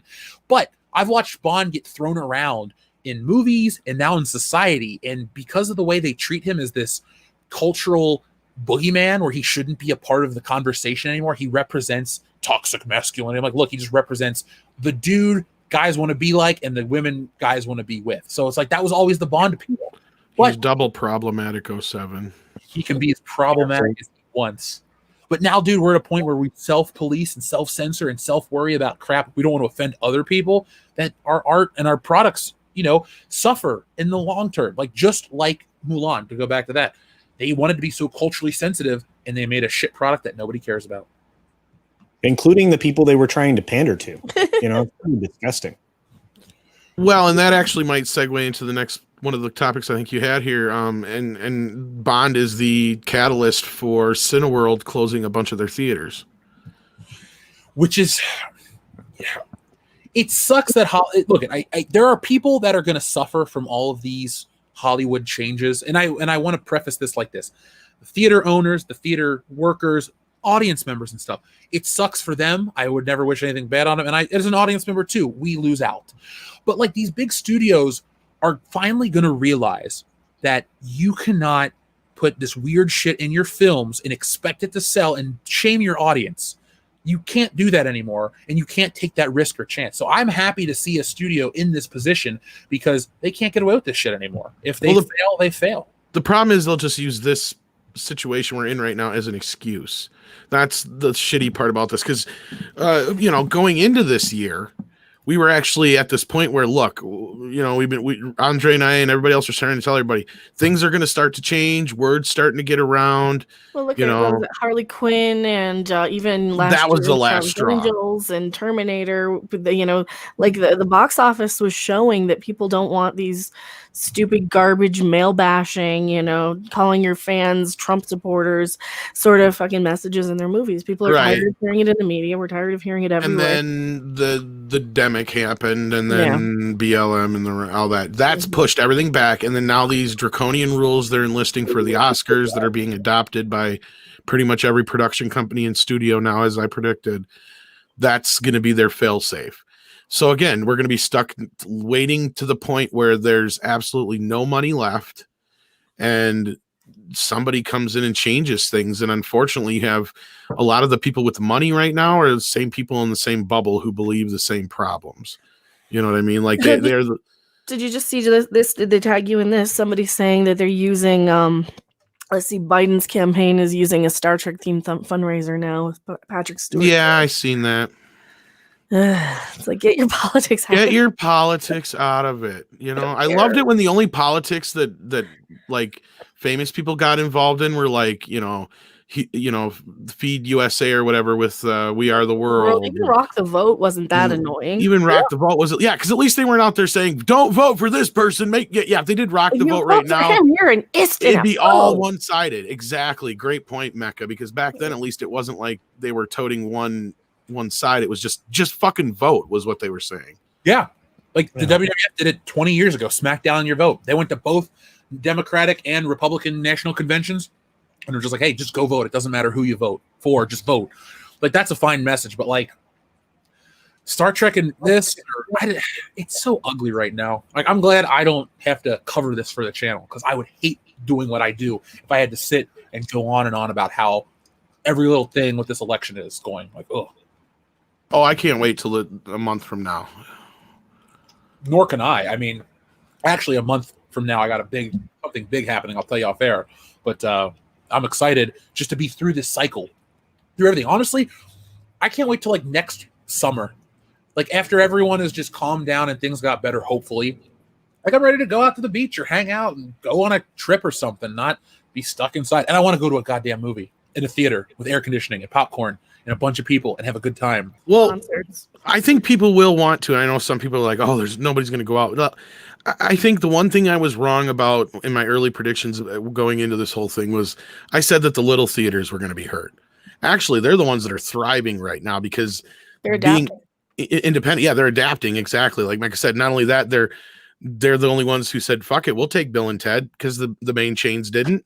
In the town I'm in right now, they've had this theater and drive-in closed now for the better part of 5 years, I think. The drive-in has been open all year long now. Like, they're open all over the United States compared to, like, I think their numbers are up big time compared to, I mean, that's the thing is we're entering like a new weird age of it, but it's, I don't know. I think it's going to be more like it was in the 70s and 80s. So, yeah, movie budgets will be down. Yeah, movie budgets will be down. You'll get quality films. Actors won't be paid exorbitant funds. It'll be a renaissance in movie making because it'll be creativity over, computer generated whatever. I think you're going to see. I think as long as we can keep the politics out of it. Yeah. Yeah, no, absolutely. And, and it shouldn't be that hard. But I think everybody here, other than me, is probably being very optimistic. I don't think any of this is going to end after November 3rd. No, neither do I. But I think I'm just talking about the chaos part of it. No, I think you're going to have additional chaos. Yeah, I think people are going to throw a temper tantrum if some people lose, and I think for a month or two. Yeah. Yeah. Well, you know what I'll do? I'll just take an early Christmas break. There you go. Well, and that's where I've gotten to the point with the whole Rick Moranis thing, and if that's the way people want to act like little children, well then I guess we have to start treating them with a spanking. Yeah. So I wanted to read a couple super chats because I did pass over the first two. First off, one came from Culture Casino. Thank you very much, Culture Casino. He sends in a unicorn sticker, so thank you very much. You're here on the show, so thanks again. Also, while we're taking a quick topic break, the after show will be over on Mindless Entertainment. We'll be talking about Van Halen 2020, all kinds of stuff. Link is in the chat. Join me. I'll be there too. So we can continue anything that you feel like we didn't cover tonight. And by the way, we're 4 people away, almost have that 1,000 viewer watching. So folks, do me a favor, hit that thumbs up button. We only have how many do we have compared to how many are watching? We only have 344 thumbs up and over 1,000 people watching right now, folks. So let us know, let YouTube know. Hit that thumbs up button. It helps everybody. Pretend you're Amber Heard. Look at that thumbs up button. Say, hey, Johnny, nobody's going to believe you. And hit it. Take it like it's a ring SJW. Cut that tip of that thumb off. I'll do it for you. I might need to do it for everybody. I mean, I do have the writing crop. Uh-oh. She will use it. Bring it on. For a straight fight, all the sneaking around. Right. Matt G says, sucks about Eddie Van Halen. Yes, it does, Matt G. You said this at the very beginning of the show. We did cover Van Halen. So, folks, if you joined us a little later, the first couple of minutes, we talked about Eddie Van Halen, some of our favorite Van Halen songs, and the impact the guy had on music as well as other parts of entertainment. So if you're a huge Van Halen fan and you joined us a little late, catch the replay tomorrow morning while you're at work or whatever you're doing, and we'll talk a little more about him tonight on Jesse's channel. Let's see. So where are we at to catch up? So well, as far as the theater thing, until you get to where you're figuring out where their super chats are, I mean, I don't see them closing forever. I don't know where the law is at yet. Did they lax the law yet? Culture, whether or not studios can own theaters now, right? They got rid of that law, or are they still debating that shit? They're working on it, actually. Yeah, that's actually that's actually something that's actually in the process right now. So you're exactly right on it. And there are certain laws. There's always been certain laws that surrounds this, but they're actively trying to change how many, if any, theaters that a movie maker can own. For example, Disney owns the El Capitan, right? But they can own that, but they have severely limited the theater ownership for the studios. That is, like I said, and like you were mentioning, it is aggressively being attempted to be changed. I think they'll probably accomplish that by the beginning of next year or sometime in the early 2021. So I think that's going to happen. So that's one thing that, some studios may come in and swoop in and buy up some of these bigger theater chains. If not, the only people that have money right now to do anything are like Amazon, Apple, shit like that. Well, I mean, Amazon has proven itself to be able to produce high-level shows. I don't know what the budget is for The Boys, but The Boys looks as good as any Marvel movie. Yeah, and people are like, that's crazy. How would you say that? Go watch. But how much do they produce their own stuff, though? I know, like Netflix, like basically their stuff, they don't really produce anything in house. It's all produced elsewhere, and then they just bring it in. Isn't that how Amazon is? Or I don't know about their shows. Maybe the movies. I can't speak on that. All I do know is that that the quality of what I watch from Amazon, there's no disconnect. Remember, like, okay, watch Agents of S.H.I.E.L.D. and then go watch a Marvel movie in theaters. It looks like a TV show versus it looks like a movie. Well, because Picard is on Amazon outside of the US, and that's basically the thing, is that's a brought in show, and I'm assuming that most of their shit is the same. No, like The Boys and the Tick and a lot of that stuff is produced. Because even though they're paying for it, isn't Warner Brothers actually producing the Lord of the Rings series? I might be mistaken. If somebody knows, let me know in the chat. But like, that's the thing, is like most of the, I wonder if they actually have an actual studio. That was my question, I guess. Oh, I don't know off the top of my head. There was rumor, but man, Gary knows this so much better. Yeah, Gary would be going to ask this. Either secret hideout or bad reboot, or somebody is like kind of infesting Lord of the Rings production right now. Yeah, so. That's the other rumor, is that fucking. Well, and if it's Warner Brothers, that might be fucking what JJ is going to try and weasel on part of his deal. What, Lord of the Rings? Yep, that was the latest going around. I wish people like in power that make these movies would again look at the budget versus the profit that comes off of this thing. I know his movies make money, but like, dude, you produced the worst performing Star Wars film of a trilogy. That's not his fault, though. It's Rian Johnson's fault. See, we can blame. That's what I'm saying. Like, here's the thing with JJ. He's good at that. Star Trek didn't go bad on his watch. That third movie played so badly because of his movie. Mm-hmm. But as far as he's concerned, or as far as the studio's probably concerned, or anybody who's looking at it, no, that second film made more money than the first one. It was the third movie that didn't make any money.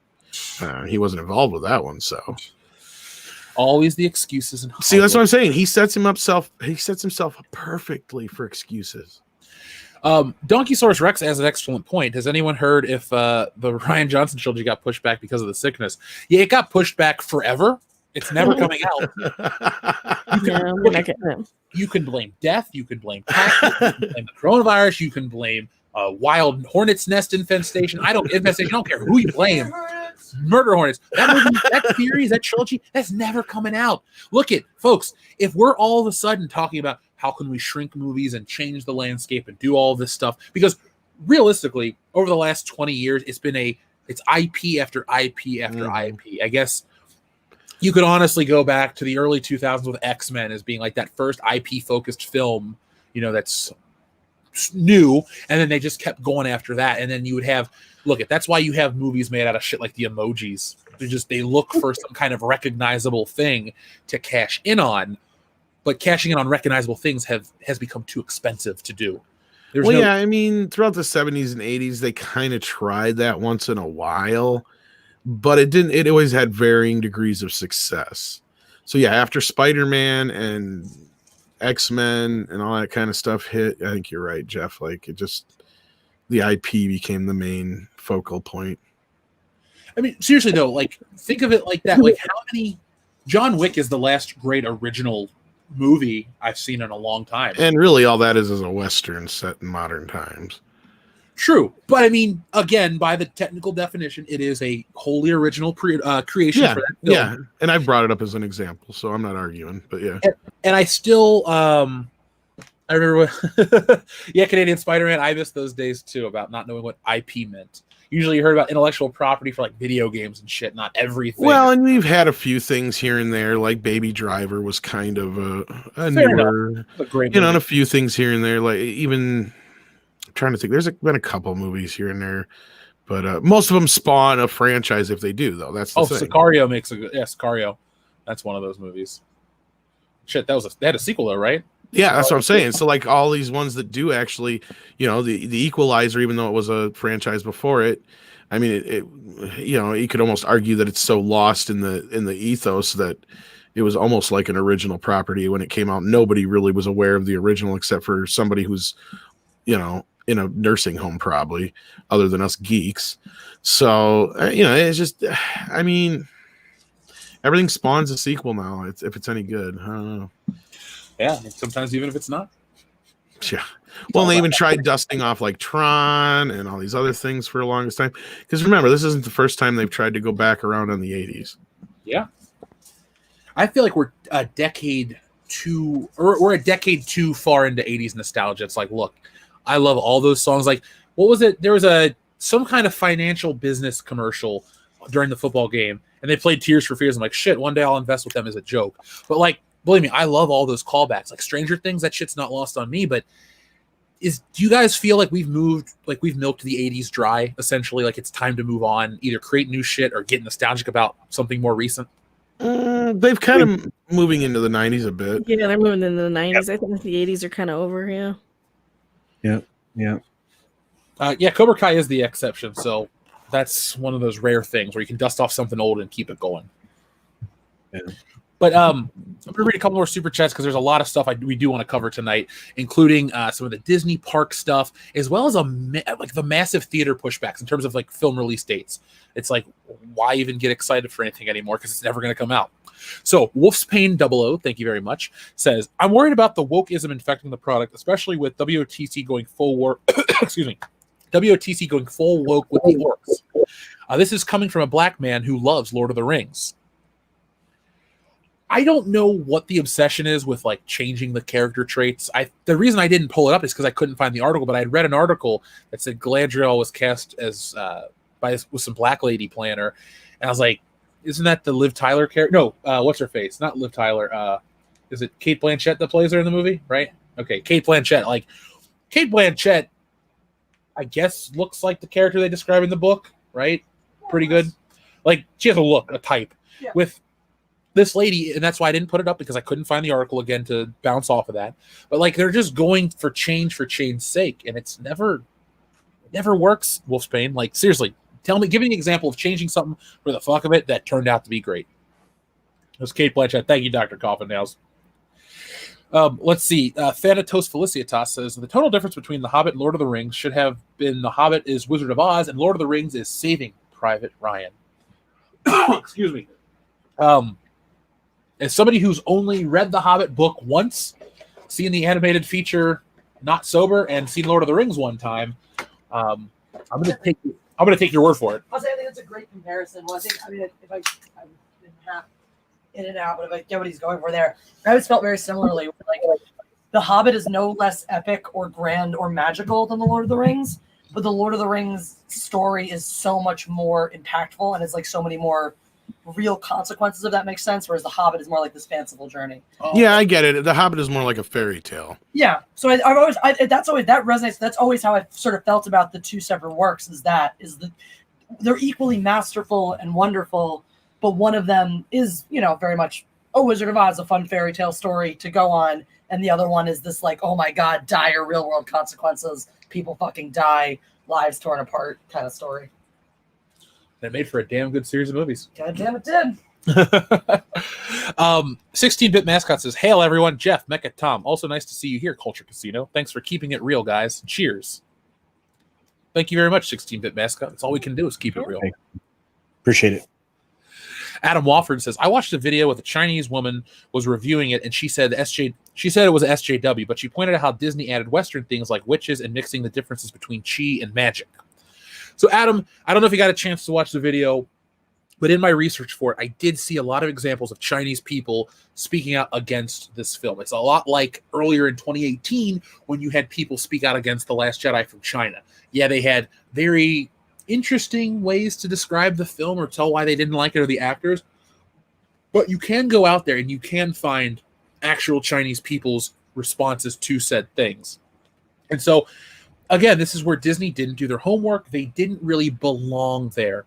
I'm not. Well, not so much that. I think it's the fact of culturally appropriating the story and then not going all in. And what I mean is in their self-regulation, they basically made the whole affair more racist or offensive in the process, because it's like you're disrespecting these things that are there. Like it's the common trait we keep seeing in our entertainment, right, guys? I mean, it's the same thing as how they disrespect the characters we feel about it.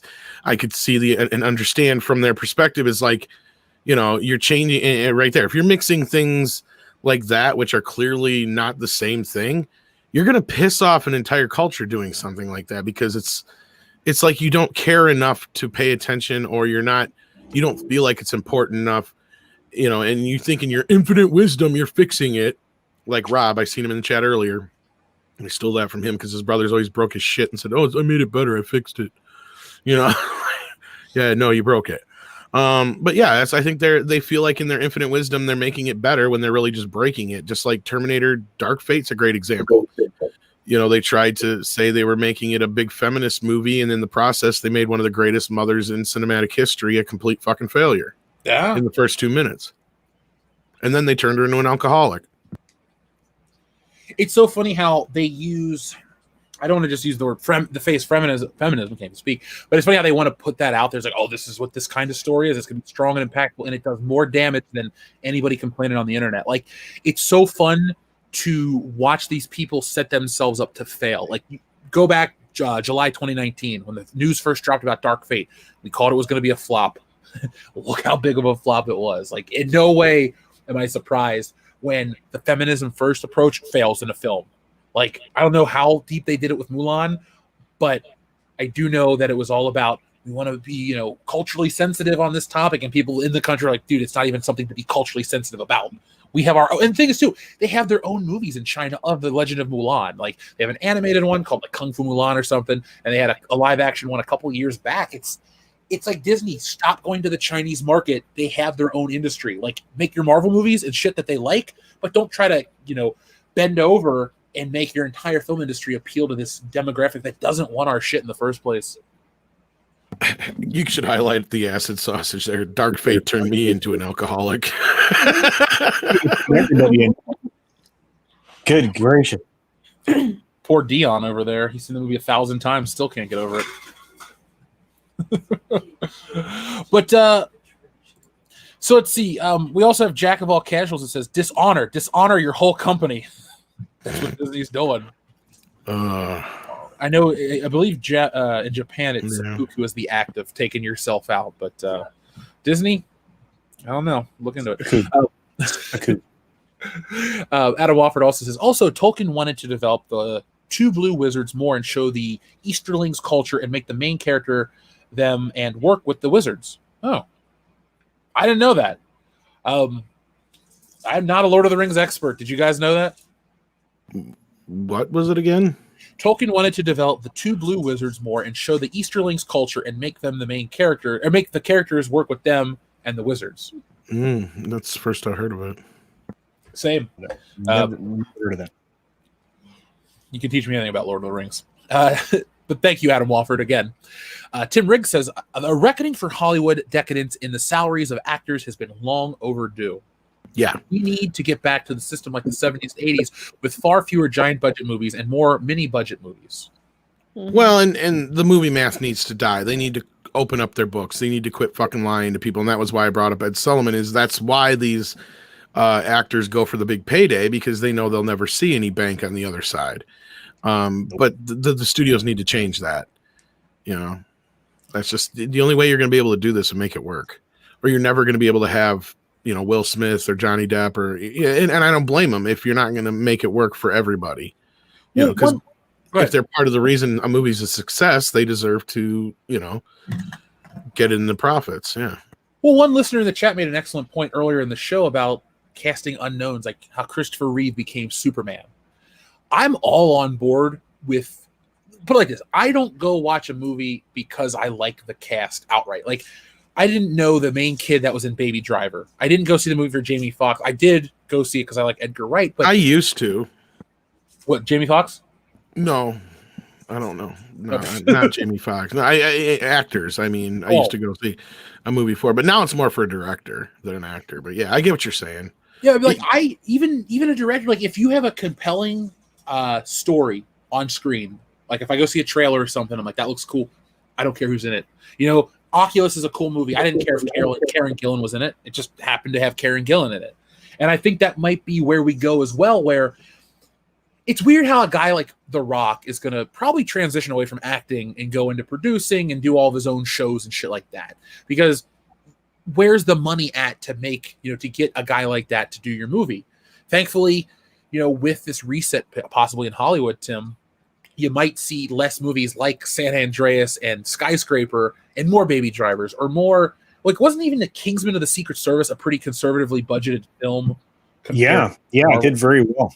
Yeah, the Kingsman and the Golden Circle they spent too much money on, but the first film was not a terribly high budget, if I remember correctly. I really liked the first or the second one. I know a lot of people say, "Oh, it sucked," but that's where I first was introduced to Pedro Pascal, and I love the world that they build in Kingsman. That, to me, that and a couple other things are replacing the void, like Mission Impossible, that James Bond leaves in my life. And people are like, "Well, Jeff, there's a new Bond movie coming out." It's not James Bond. The talent needs to look at this as a glass half full situation. This is the time for, you know, directors to shine, actors to shine, and like I said, if they can find out a way to do this whole, like, you know, sharing the profit system with talent, we'll have like a resurgence of the things we had in the 70s and 80s, where we had a lot of very, you know, imaginative directors and storytellers telling low budget films with really great actors. I mean, they were the reason that people like Robert De Niro and all these other actors became big actors, because Scorsese, you know, found a guy, he clicked with him. Nobody knew who either one of them was before they did the first few movies together, but they became big because of them. And, you know, even guys like Scorsese has said, you know, he predicted this kind of a thing, man. As many people bitched at him about what he said about the Marvel movies, he wasn't fucking wrong. I mean, if you take it out of context, yeah. But in the end, he's not totally fucking wrong, in a sense, like, you cannot keep doing this. You cannot keep spending $300-500 million to make a movie and expect it to be, you know, any better just because it has that much money involved. I think movies like Deadpool prove that. Yeah. Even though in quotations it was made for a low budget. Now, granted, there's an argument to be made that it was made at the expense of the special effects crew and a few other people who have tried suing the film and have come back and said that they worked their asses off and got paid no overtime and shit like that. regardless, like it doesn't matter. That movie still kicked ass because it was a smaller level story. It wasn't about saving the fucking world. You don't need 100,000 set pieces in your movie. Jurassic Park is great. I think there's 62 entire CGI shots in the first Jurassic Park film. There's over there's like over 3,000 or 4,000 or whatever it is in the fucking newest one. Because of all the damn dinosaurs not being do they do any animatronic work? I think I couldn't find one bit to tell me if any of the new dinosaurs in any of the new movies were real. Oh, you didn't see that video? No. Okay, all right. I'll try to find it again and link it to you because I saw a really good T-Rex video, but it's practical effect. I think there was like a couple in Jurassic World, but I have no clue about Fallen Kingdom. Yeah. I don't think any of them are real. CGI over the little raptor guys. See, that's the thing in Jurassic World. Yeah, I remember they had like costumes, and then they have stand-in things, and like then they CGI'd over. But I think in Fallen Kingdom, unless I am mistaken, I don't think there's one single practical dinosaur in Fallen Kingdom. I haven't even seen that movie, dude. Like it's only a piece of shit. I didn't see Jurassic Park for the first one until 2013 or whatever. 20th anniversary release, 2013. That was my first experience with the movie, so I didn't have this like love of Jurassic Park growing up. But I have watched 2 and 3. 1 is a cool ass movie. 2 is and 3 is pretty dumb, so I can't imagine it getting any better. Jurassic World is The Force Awakens. Oh, only kind of worse, dude. The Force Awakens formula works at the expense of everything that comes. It's not the formula so much as they just rip off the first movie. Well, dude, Tom, that is a formula because if you watch all of these movies, they're marketed the same way. Halloween 2018 it follows into the Force Awakens marketing of we're going to talk about we're going to bring back original cast members. We're going to talk about doing things the way we used to. We're going to market it a certain way to a certain type of people on the nostalgia kick. And then you get to the film and it's a lesser version of the original one. Star Wars The Force Awakens has so many plot elements similar to A New Hope that you'd be lying to yourself if you told me that it wasn't a similar remake. And look, I see a lot of people love Jurassic World, but y'all are under hypnosis, folks. It's the same fucking movie as the first one. Exactly same movie, and it's only worse. Like I said, they're all gonna if I ever eventually watch them, it's gonna be under the lens of okay, there's nothing to do. Let's watch a Jurassic Park movie. Oh yeah, I'm not amused by dinosaurs, so I don't like these movies. Well, I mean, and it's cool if you like it. I'm not trying to, I'm just being a dick, but that's why we keep it around, Tom. It's got all the worst problems of the first movie, like magnified. And then I felt like I was so baited and switched, or however you want to say it, by the trailers, because I thought we were actually going to get a bunch of people in a park. Trapped in a park with dinosaurs for once. Yeah. And it lasted a whole not even 7 minutes, if that. It's just like, and I'm sorry, Jurassic movies don't need bad guys. They're pointless. Who the fuck in their right mind is going to use a dinosaur as a fucking... Okay, I'm going to ask you a question. Do we have a bunch of bears and wolves in the military right now? I'm going to go with no. Uh-huh. So what makes you think we're going to use a fucking uncontrollable animal that could kill you like that in the military? It's fucking stupid. B movies. City near you. We can send in one of these raptors and they can do that. No bullshit. That raptor's going to eat 12 kids. And you're going to be fucking liable for it. That's what it's going to happen. But okay, so revisiting the concept of Star Wars, they do use dogs. That is true in certain instances with like bombs and stuff like that. But yeah, culture war. No, I was going to say. I mean, getting back to unknown actors and specifically Star Wars. Daisy Ridley was a relative unknown, right? And they written a better story for her, maybe we'd have a different opinion of her as an actress or of her performance, in that role and or the movie overall. I think we'll start to see more unknowns in films because they don't cost as much money and there's way way too much spent in actor salaries. And I think that I think Tom is right that the future is going to be kind of a mix of both of those things. I think, here's the other thing that I wanted to mention. The films are also going to have to open their books because they're all owned by large media conglomerates. And right now, as the SEC investigation rages on against Disney, I mean, they are going after them. We'll get some of that here pretty soon. You know, they're going to have to start doing full financial disclosures because the way they were hiding a bunch of movie stuff, but a bunch of financial expenditures is a problem. There's also a significant amount of graft that happened during their theme park stuff. And I know we'll get into the theme park stuff later, but they're in big freaking trouble. And the other conglomerates are going to be put in a similar situation. There's a lot of regulatory stuff coming down the pipe in the future, kids, when it comes to these megacorps. So just hang on to your seats. So, well, no, let's keep talking about that because this is the perfect transition. Okay. Good. I'm sorry. No. Please. Oh no! All I said is, so you brought up the parks and some certain regulatory things. So, last week Disney announced that it was laying off 28,000 employees because of the park closures due to the Rona and all this stuff. So,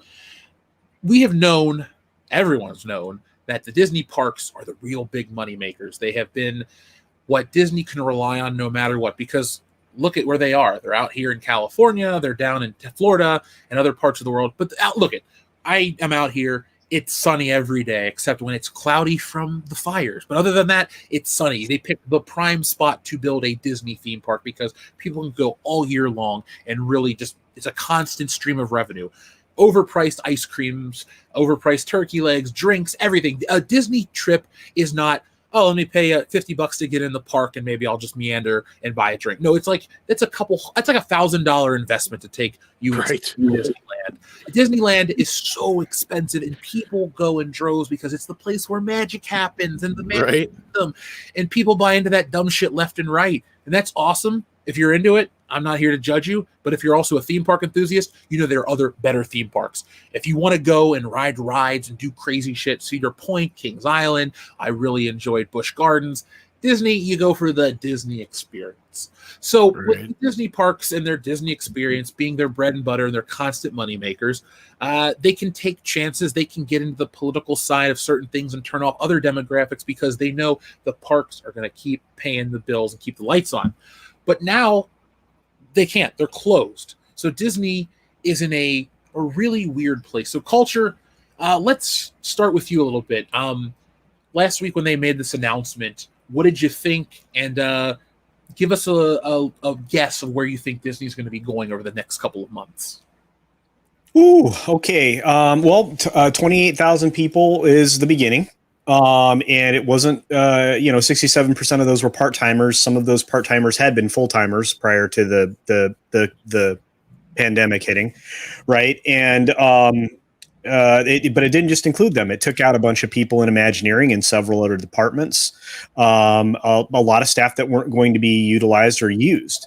It took out some executive level positions. It was kind of an unexpected bloodbath in a way. And it created a political circumstance where Iger walked out of his advisory role on Gavin Newsom's economic,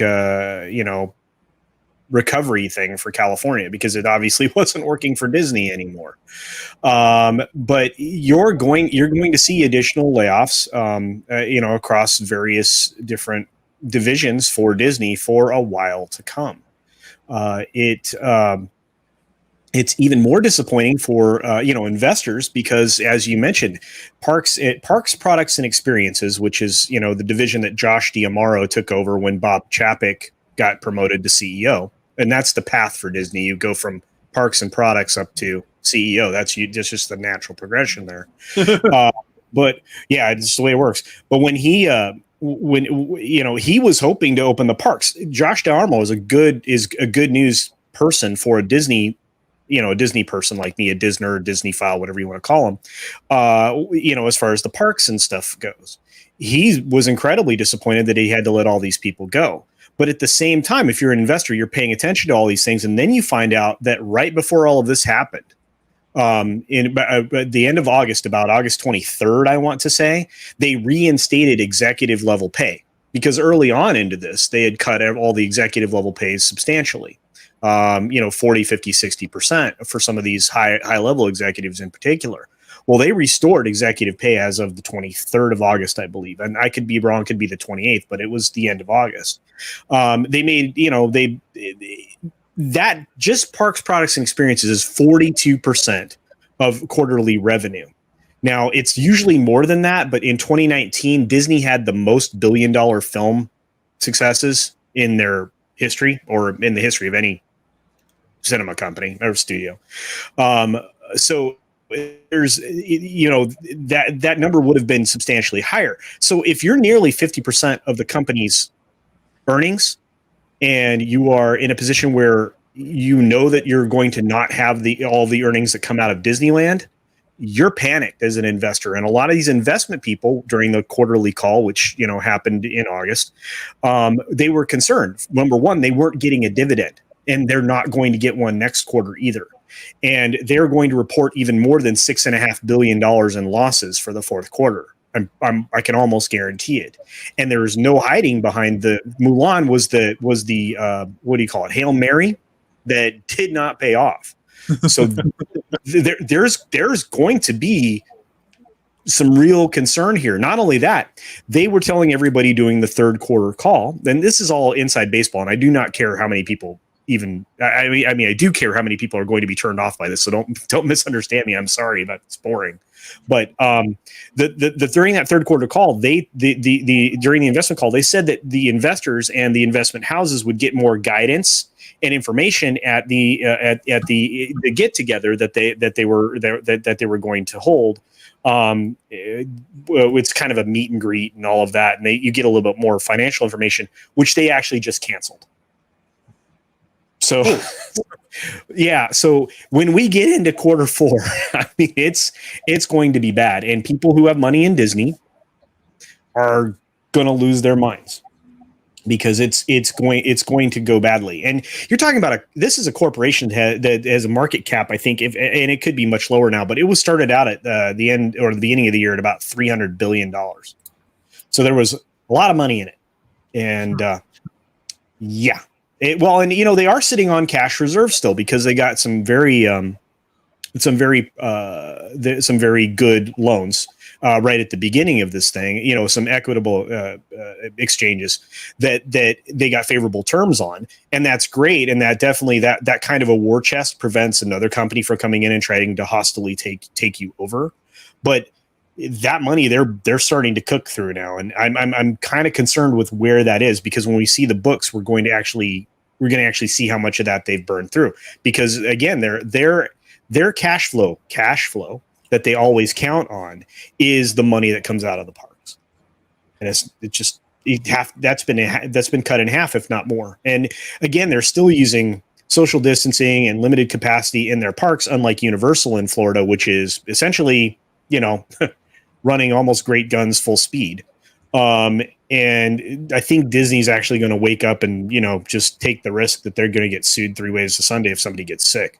But like I said, I mean, they don't have a lot of other options, since Disneyland is not going to be one of them. So you're going to see more. Lots of people are going to lose their jobs, but it's happening in all these conglomerates. Anyway, I can go on forever, and it's usually pretty boring for everybody. So I apologize. Everyone enjoys this, dude. Like, you got to go back up in the comments. It's just a stream of don't stop, not boring. I put one on the screen. Like, no one is disinterested in this stuff. This is the thing is, like, we always in the fandom business, we try to figure out how we get to a problem. We have a problem. How did we get here? How did this get there? Because we're trying to figure out and really project, like, oh, well, this is going to go down this path. Maybe this will follow the same suit in terms of like figuring out what's going to be good or not. But like, we always are trying to figure out the genesis of all this stuff. So this is perfect. Well, you're gonna see more of it, though, because it's not just going to happen to Disney. Comcast Universal is going to suffer some more employees. If you think about it, NBC News cut a bunch of people. They're going to start taking out more staff. You're going to start to see that company losing the pieces, not necessarily big pieces, but just like when Disney took over Fox, they started to eliminate redundancies, and you actually see that same thing happening at Warner right now. The new president at Warner's is removing redundancies, and people that have been there a long time, executives, are being removed. They're taking out people that cost them too much money, which is essentially what Disney did with all of the layoffs that they did and the 28,000 people they cut. So that, I mean, you're going to see more and more and more of that. And here's the other thing. I think CNN is going to start to be financially accountable for how much they are costing, the Warner Media side of things for AT&T. Yeah. So, I mean, there's a lot of stuff that's, if you're paying attention, you read a little bit into what's being said in in some of the financial stuff. Yeah. I think I'm, like I said, we're 2 rounds in for Comcast. I think there's a 3rd round coming. We're only like essentially 2 rounds in on Disney, with different things taking cuts, some of which were not well publicized, but I think you're going to see a 3rd one there. AT&T is going to do the same thing. They're still cutting back. You're going to lose entire pieces of that company. They're going to be sold off. There's stuff that Warner can't part with because nobody wants it. I think Tom has been doing a really good job of covering that, and I think No Mecha has too, with the Simon Schuster that they can't get rid of. So there's marketable things out there, but nobody's going to get rid of them. And I guess Simon and Schuster is actually National Amusements, right? I think. Anyway, like I said, there's a lot of that coming. We'll see what's happening in the future. So. Well, you talked about selling parts, breaking down.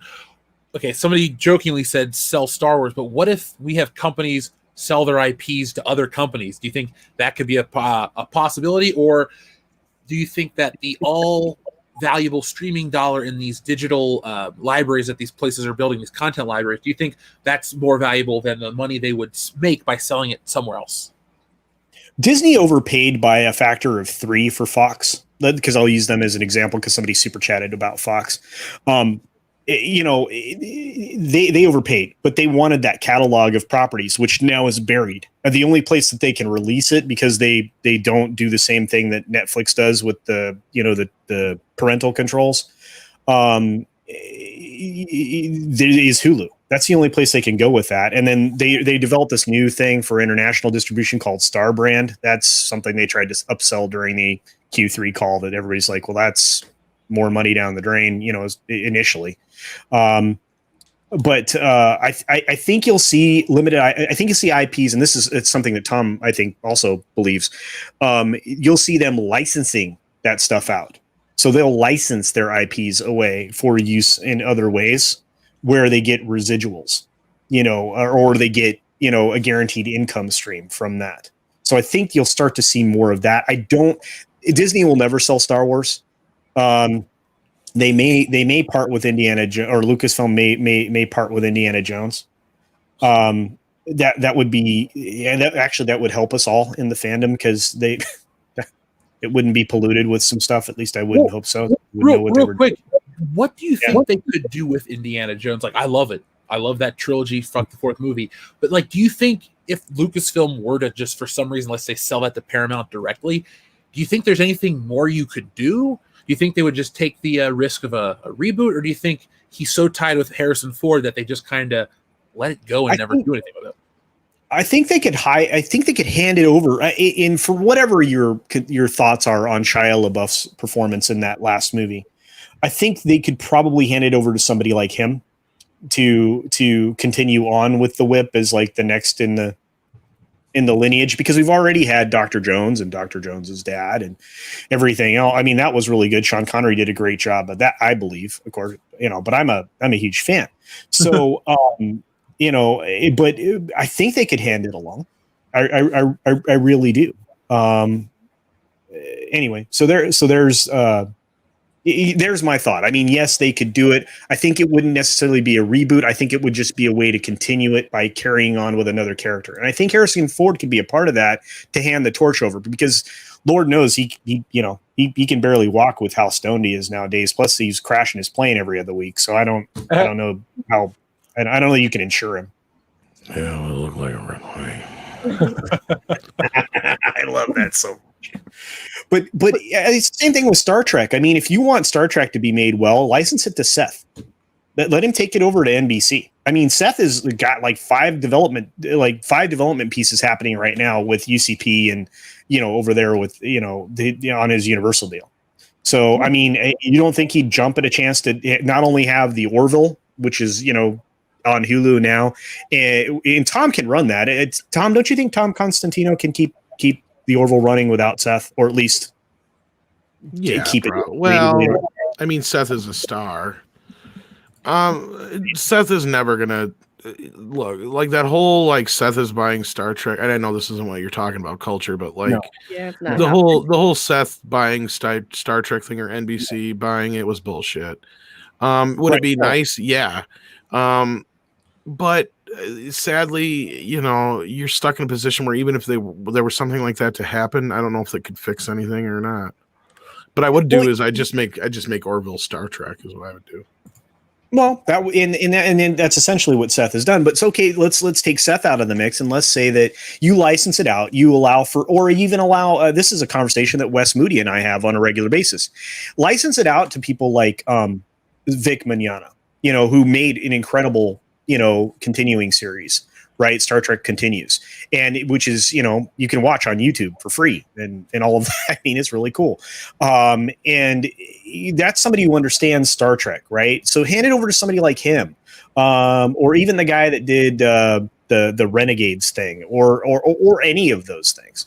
I think there are opportunities to license out these properties, to take a cut of the profits, to make it so at least somebody who cares about this property can develop something good.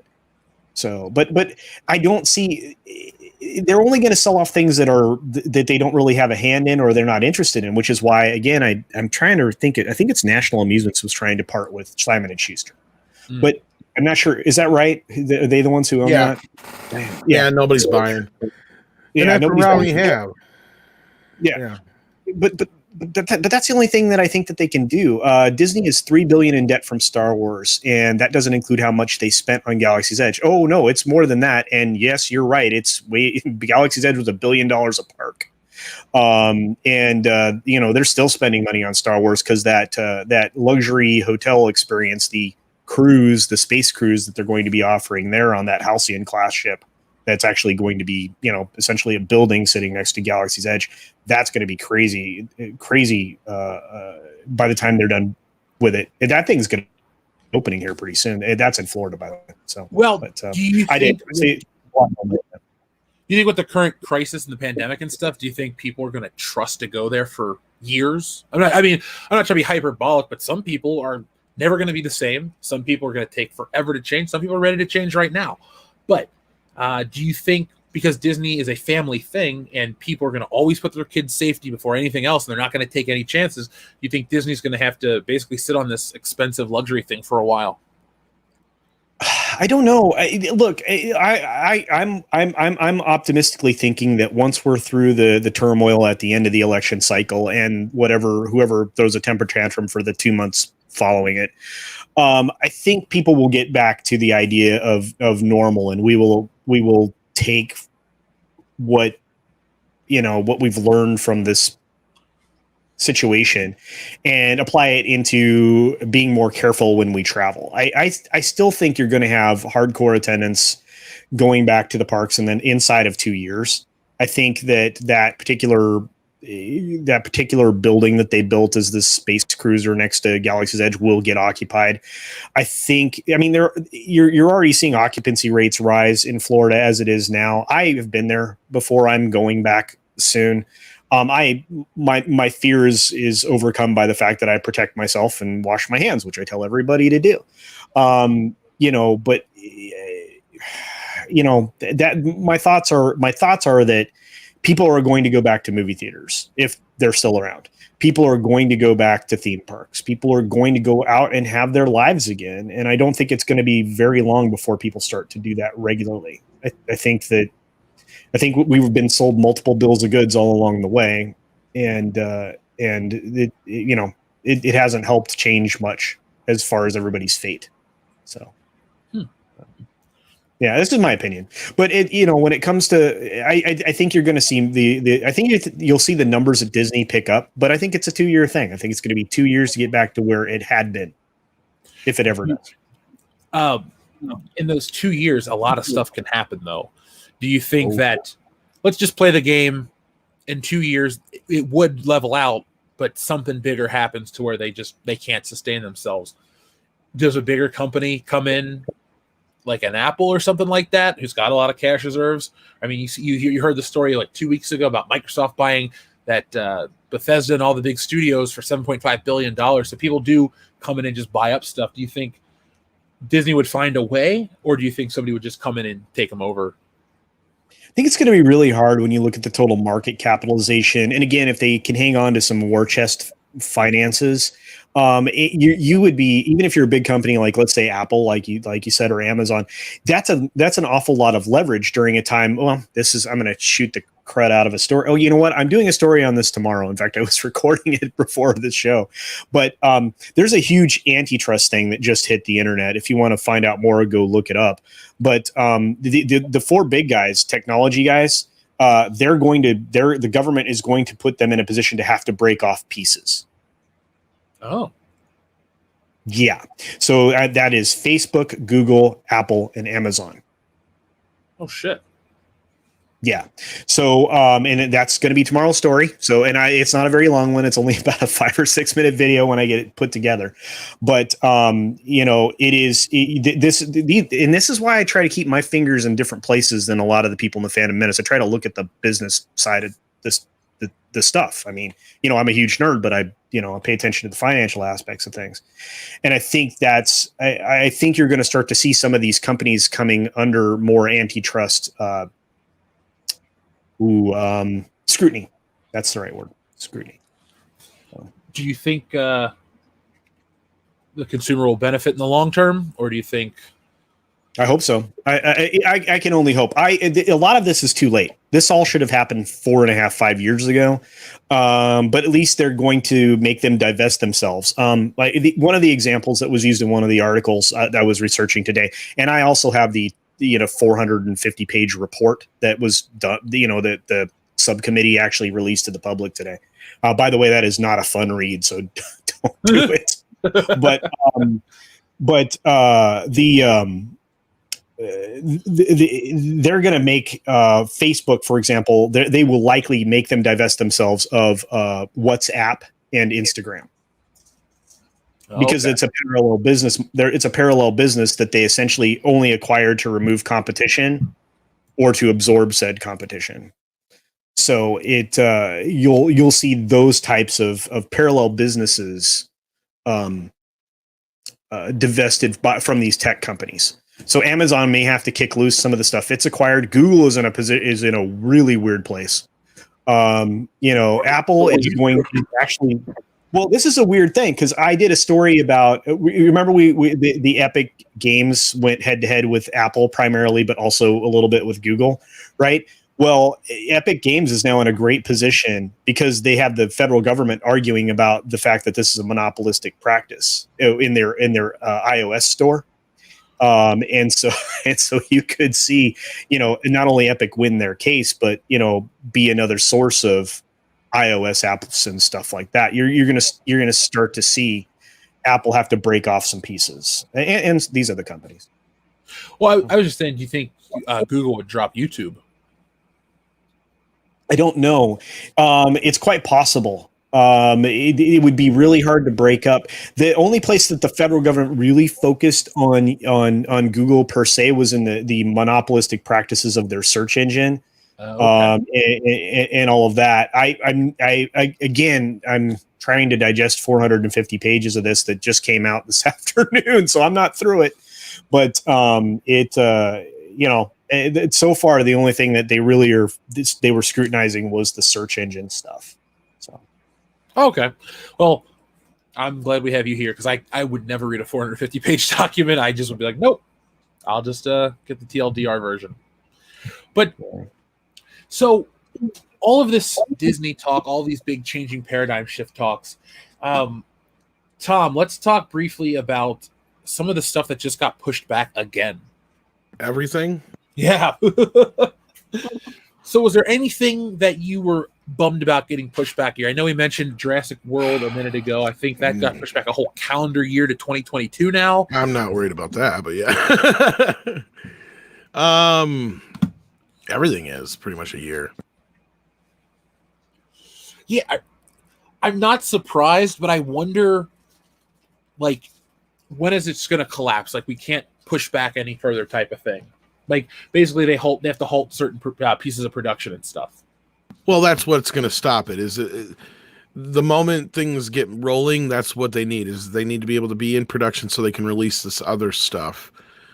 Certain films and things are not going to be able to wait, like Bill and Ted. You know, I know it keeps coming up, but it was an independent feature. It wasn't made by the studio system. It had all kinds of deals all over the place.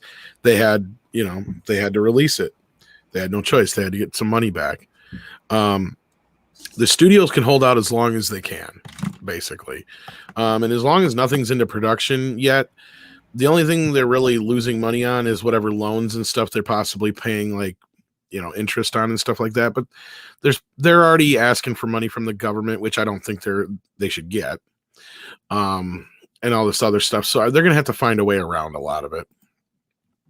And I think your original question was going to be, was there anything I was looking forward to that got pushed back besides Ghostbusters? Not really. Tom, I'll ask you quickly, since Jeff and I had this discussion. I don't even think it was on air, but it's between us. Do you think Ghostbusters, the new one, is going to be legitimately good, or is it just going to get way overhyped? Like it's just going to be passable and get way overhyped because of how bad 2016 was? I think it'll be okay. Mm-hmm. I think people will be disappointed that the Ghostbusters are probably not going to be in it all that much. It won't be as they won't be as prevalent as Bill and Ted. Like, we're front and center in part 3. They're going to be. I have a feeling it's going to be probably, mostly we'll see Dan Aykroyd. Part of the time we'll see Ernie Hudson, and then Bill Murray will probably show up at the end with Sigourney Weaver. Yeah. And that'll probably be all we see of them. But it'll still be like a passing of the torch to Egon's grandkids kind of thing, I think. So I think that'll make fans happy. I mean, in between there, I hope it's good. I'm confident in the director. I mean, Ivan Reitman's kid has proven that he can make a good movie on his own. So, I mean, I have the most confidence in that film, probably. And they have the ability to show us a trailer with at least one of the other Ghostbusters in it, to where they can kind of get everybody jazzed yet too. So that's still in Sony though, right, Tom? Technically, yes. That's what I thought. Okay. I want that to be great to help, put the final nail in the 2016 coffin. But I did think that was an interesting question that you did bring up, Jesse, because I always make that argument for Ben Affleck Batman. Yeah, I like him. I'm not saying that, but does he get a lot of praise because he's the best part of something bad, or is he truly great even if he was in something better? So that's the question. I think it's a bit of both, and I think that Tom's feelings are similar to mine too. Or it kind of sounds like a bit of both. Like, it's not going to be a garbage movie, and I don't think there was anything wrong with Ben Affleck's Batman, but I think it's both. It's like the product is fine to good, mm-hmm. but it's definitely going to be treated like it's way better than it is because of the precedents. You might get the other side of it too, where a lot of people are harder on it too. Have already written it off basically because. So there are some people who think they're already talking about, it's just a bunch of kids. I don't want to watch a kids movie. Mm-hmm. I mean, look at it though. Isn't it the highest grossing R-rated horror film ever?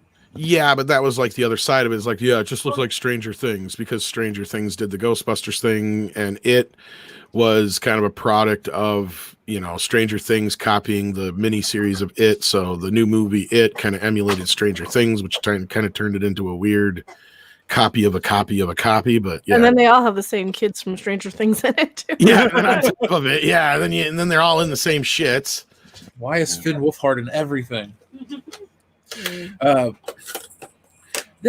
It's going to be interesting too, because I don't know how much this is the current Corona shit, but like even Netflix has just canceled a bunch of shows and stuff like that. So across the board, we're seeing entertainment drop off, which really sucks. Like the show Glow, I enjoyed it, and it was going to get its final season, and they canceled that. So they're, now they're getting indicted over the movie Cuties. So I mean, like, there's a ton of shit with Netflix right now. Like, what big corporation is safe from some kind of controversy or some kind of problem right now?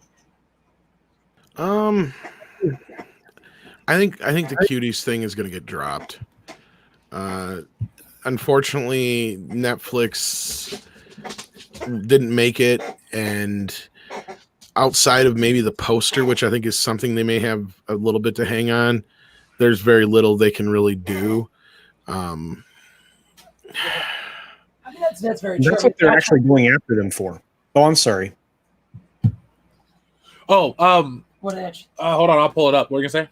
Because I think, Tom, what you're saying is right. To me, the actual crime is what the 12 and 14-year-olds and whatnot were asked to do on set. Additionally, in addition to that, also, you think about, even if these kids weren't asked to do anything that made them uncomfortable in the moment, the way it was shot and the way it was produced, and this is based off of two people I know who've watched the film, who both agreed that the gratuitous way that it was shot, the close-ups on the privates and all that crap, was so unnecessary. And that's the stuff where I think you still have an argument for, corruption of a minor. With this is them. You're exploiting their bodies all over the world. And the problem, of course, is, what Tom's saying is Netflix didn't make the film. Netflix, the woman who did is in France, and our rules don't apply. Officially, they're being charged with promotion of lewd visual material depicting a child. Ooh, yeah, I mean, and here's the thing, though, is I'm a mixed bag on this. Because Gary talked about this earlier on Nerdrotic, and he was right. The last thing I want to see is the government get involved. Because the last thing we need is the government regulating movies and shit. And I get it, this is a little bit different situation in a way, but I'm on his boat with it should have been Netflix making the proper call and just taking it down. That should have been what happened. Because like I pointed out a million times over, is like the sad, shitty part of this whole situation is all of us talking about this has brought more attention to it than if nobody had talked about it in the first place. It would have never been in the top 10 on Netflix. It would have never made its money back or anything like that in the US. It would have never been a thing, and it would have just went away quietly.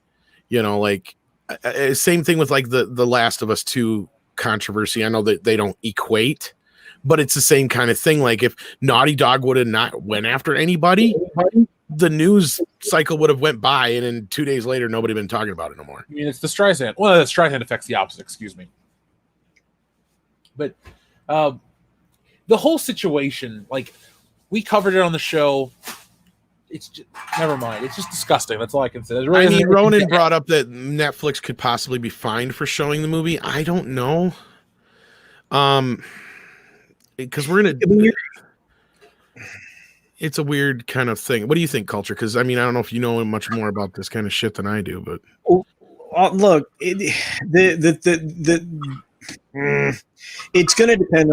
I mean, Texas is the perfect location for this to happen because of the way they go I think after. Jeff wants to move past this anyway, but yeah. Okay, yeah, No, because go ahead, make your point.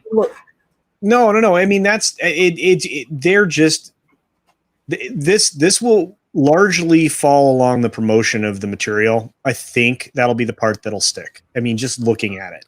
So I think somebody will be held accountable. I'm not sure to what extent, and I'm not sure if there'll be financial ramifications or if it'll be somebody's head in a box. But there's something will come of this because they bothered to get it through a grand jury, which believed there was enough evidence to take it to court. Oh shit! That's just going to be something to follow. I mean, I'm not gonna really report on it on the channel or anything like that, but the story will be on the news. My thing is it's gross, and I don't even like talking about it. Made my comment early on when they first people were like, "Have you seen the trailer? Thumbs up to thumbs down ratio." I was like, "I'm not even going to watch this trailer. I'm going to pause it, look at that part, and go, no, thank you." So, yeah, and that's kind of the point I was making for, because we also decided not to really give it much attention either, and it's just thoughts and prayers to Anna, that Star Wars girl, by the way, who's still recovering from her viewing. Oh yeah, Anna did watch it, so. Yeah, I only saw what was on Twitter, and that was enough for me to say, you know what? I already know that exploiting kids in this way is bad. I don't really need to see it in a movie to know this. Right? Why do we need a moral tale to tell us these things? Like, who's this movie for, you know? It's definitely not for kids, and adults shouldn't need this lesson. No. Yeah. Well, when you got the Babylon Bee making articles, like Netflix makes documentary about how killing puppies is bad by killing a puppy, I think the point is well out there. Yeah. Did you guys see John Campia's retarded ass remarks on this? Yes. Oh my God. My favorite is literally like in the same fucking sentence going like, these people who haven't watched it, by the way, I have not watched this movie, but these people who haven't watched it talking about it and all this stuff, it's so unfair. Like, all right, dude. Newsflash, or not much of a newsflash, John Campia is arguably one of the biggest hypocrites. Oh, wow. I never ever knew that, Tom. Is the sky blue? Is water wet as well? Yes, that is true. Papa, I can confirm that water is in fact wet, at least it was today. And in all the days that I've been alive. Thank you, Ship Pancake. Is that money going far for your spearments? What'd you say? Is the check going far for your spearments? Yeah. He broke up very far. Tom, he broke a plate in half today. I did. I used the check. I used it to pay Papa for going to break them. I haven't been paid for shit. I'm just holding on to it until I'm sure you're going to use it for things like plates and treats. Where are you keeping it? You don't have pockets. You don't know everything. Okay. And scene. Yeah. Everybody bye. But yeah, let's read a few more of the super chats and then we'll cover a couple more of the topics. So yeah. So Jeffrey Turner says, I made a how far from home should have been video. I'm gonna check that out, Jeffrey Turner, aka MegaJitty1. Because I agree that the movie should have been better, could have been better, and I'd like to hear your take on it. It's always fun to talk to fellow Spider fans. Daniel Edwards says, in my book, Kamala Khan is still Mia Khalifa. Well, I mean, if you do a grown-up version, there you go. I mean, she does have odd similarities to the character, but I'm sure she wasn't. It'd be weird if they modeled her after that. It would be, I don't know, Marvel's done dumber shit, so whatever. Tim Riggs says, since I'm pretty effing wasted tonight, I'll ask Jeff for 40K book stream update and ask Culture what is the best first founding legion. Culture, what is the best first founding legion? Wow. Couldn't even begin to tell you because I'd have to get my arms around of Doom. Holy cow. If you're asking me for 40K knowledge, it's limited, even though I did do the tabletop stuff. I mean, if that's what you're referring to. Man, that was please my joke. I have no clue. Yeah. Can I tap out on this? Can I phone a friend? Can I get the audience to help me on this? I have no idea. By the way, Tim, probably November because Schlocktoberfest is here, so we got a lot of that stuff to do.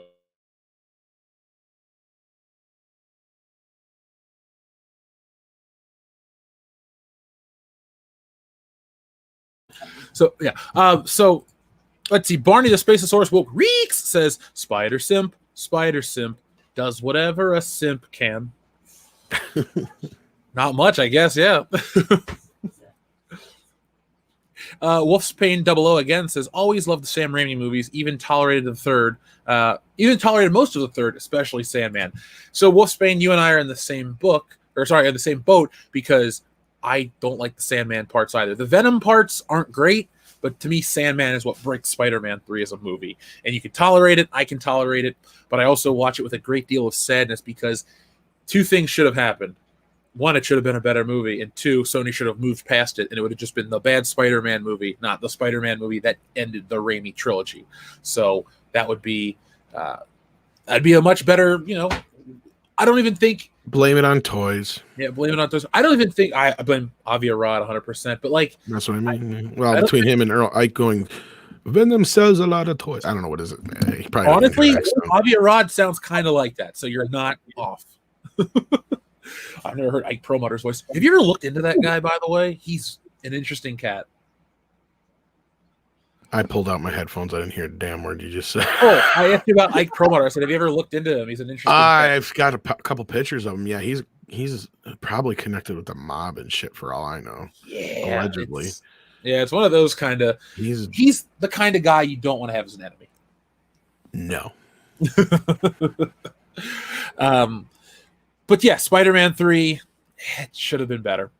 Tim Riggs, thank you very much. You guys says Hollywood needs a defamatory cycle. They've been taking more dollars from fewer cinema goers for decades. They need to cut prices and get fewer dollars for from many more cinema goers.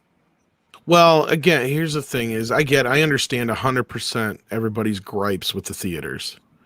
Like, I totally get it.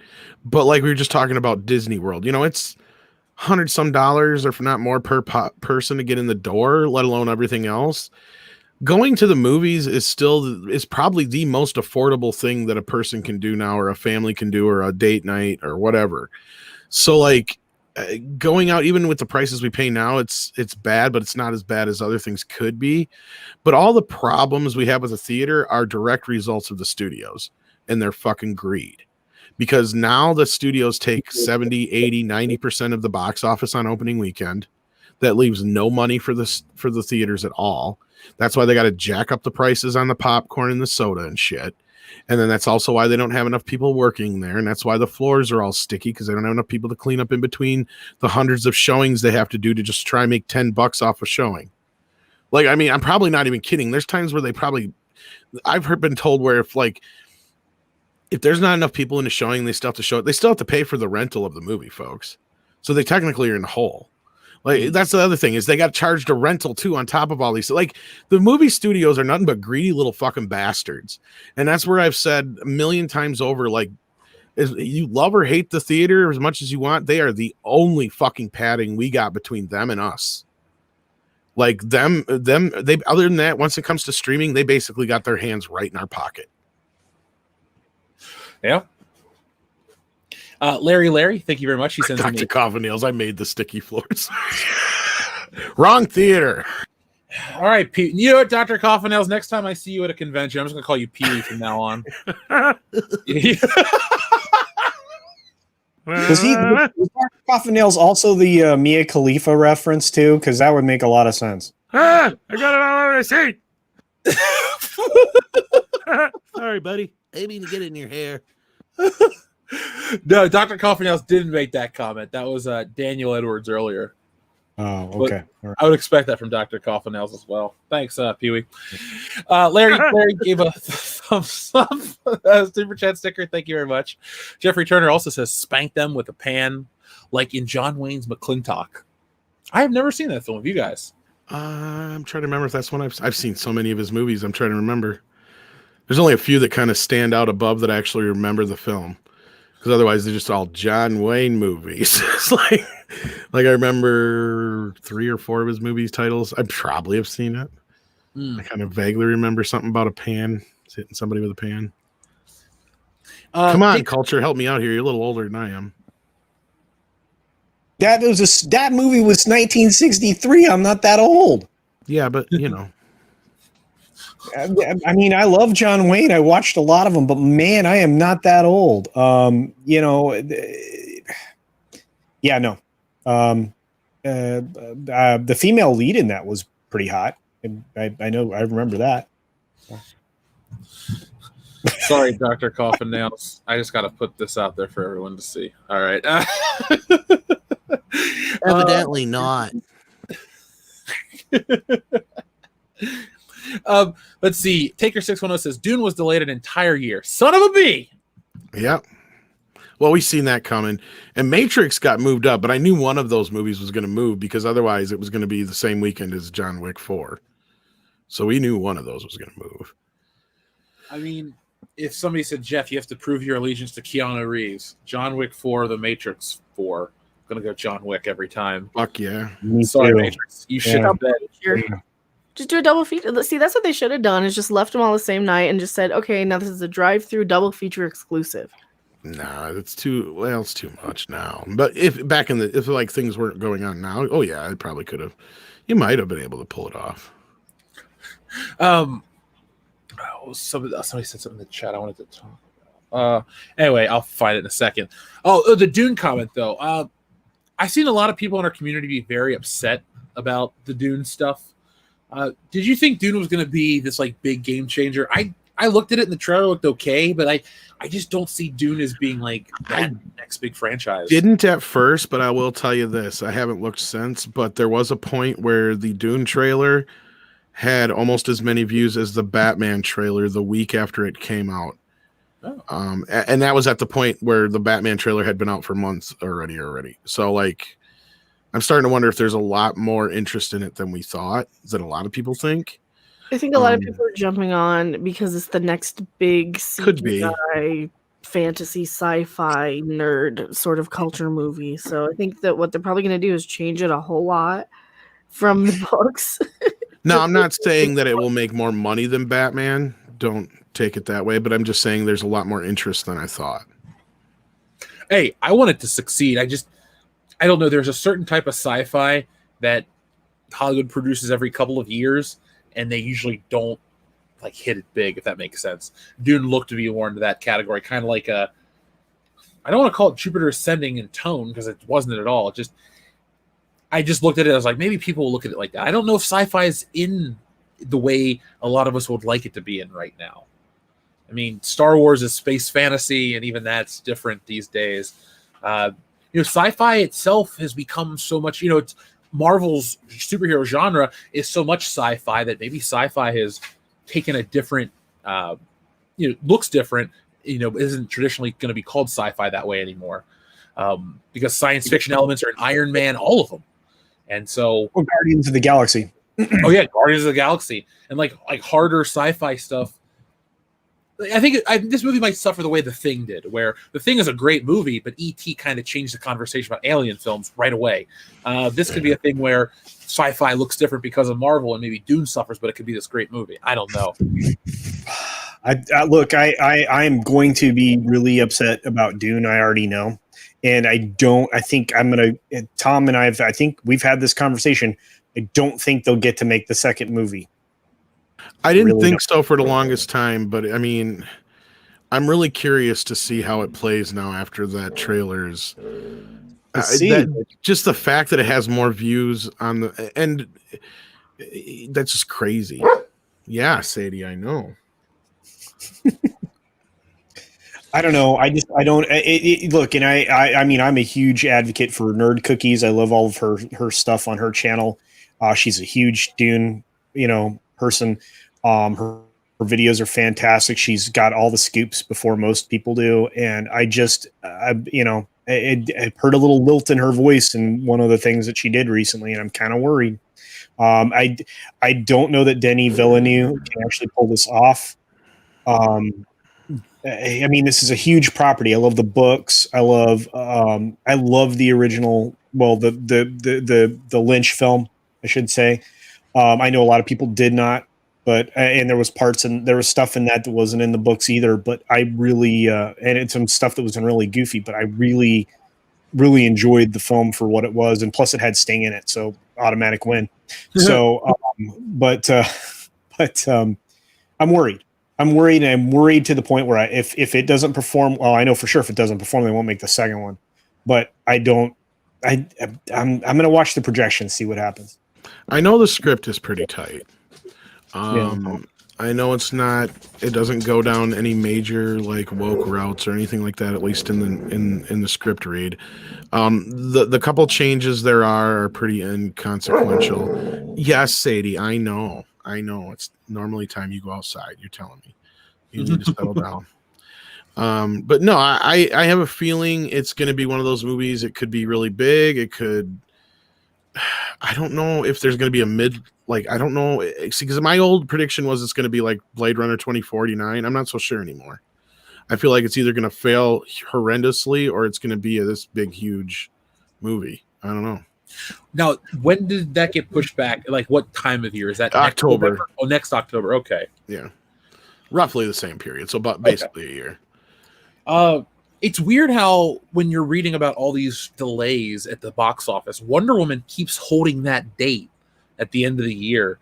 Do you think there's a reason why they have to keep it there and there's like nothing else they can move?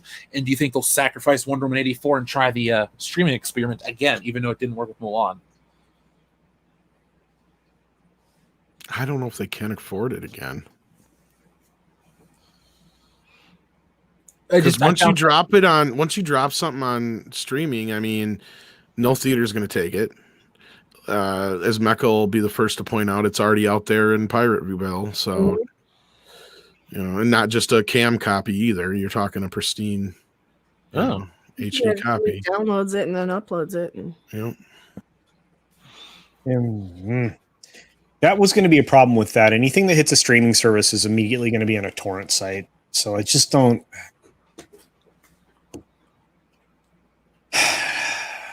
Trolls. Did Trolls World Tour make it back out to theaters? I don't think so. It was showing in my drive-in, but that's an independently owned theater, so I doubt any AMC or any of them carried it after the fact.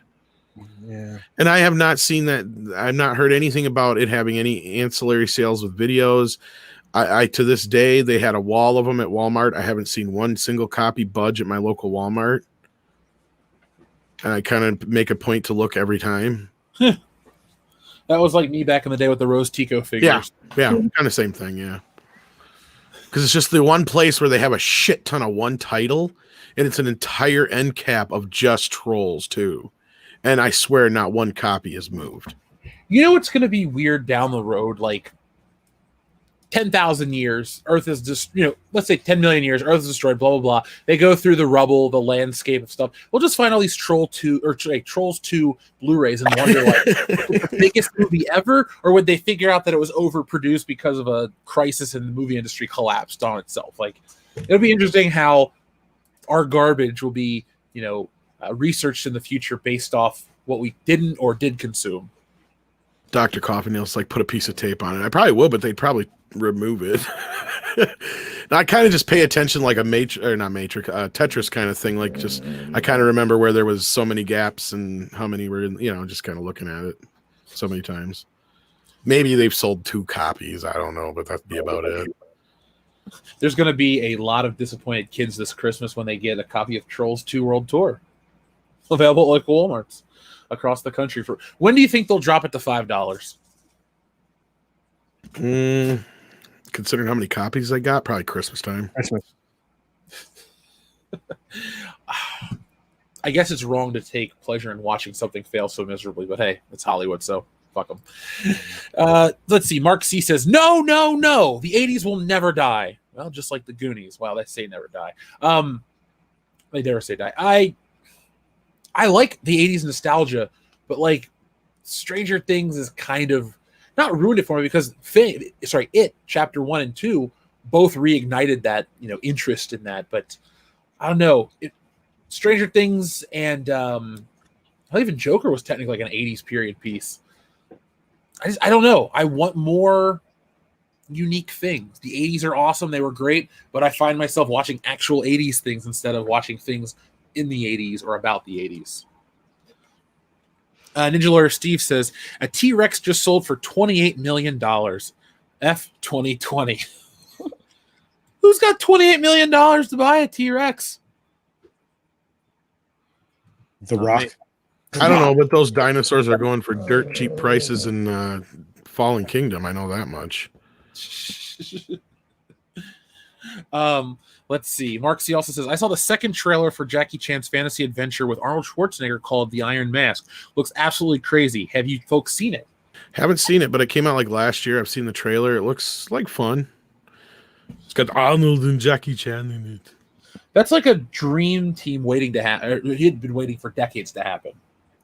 It's The Iron Mask. Okay. I'm looking it up now. Okay, so Arnold Schwarzenegger looks like he's playing a crazy admiral. Holy shit, I have to see this movie now. This just looks fun. It's called The Iron Mask. It's Arnold Schwarzenegger and Jackie Chan. It came out last year. Yeah. It's a Russian film, apparently. Or it came out in Russia last year. So, people also search for the Great Wall. No, Google. Nobody ever searched for the Great Wall. Taker610 says, the High Council may be diverse enough to be Oscar-worthy. Tom, are you willing to identify as a non-binary on Twitter / pretend to be disabled for the few cast photos? Maybe. I was making that joke on the podcast this week, guys. I should just, the four of us should try to produce stuff and then go for Oscars because we're diverse enough on every level. Like I was joking earlier, the Oscars are going to be great this year because like part of the rule is that the movie has to be in theaters. So like for Best Picture, the nominees are Sonic the Hedgehog, Birds of Prey, Bad Boys 3, Bill and Ted Face the Music, and Trolls 2. Oh yeah, and Tenet. Trolls 2 is sweeping the Oscars. I said it would be funny if Bill and Ted beat Tenet for Best Picture. That'd be amazing. Look, it's going to be Bloodshot or Onward. Oh, yeah, I forgot about Onward, yeah. The Magical Pants movie. Awesome.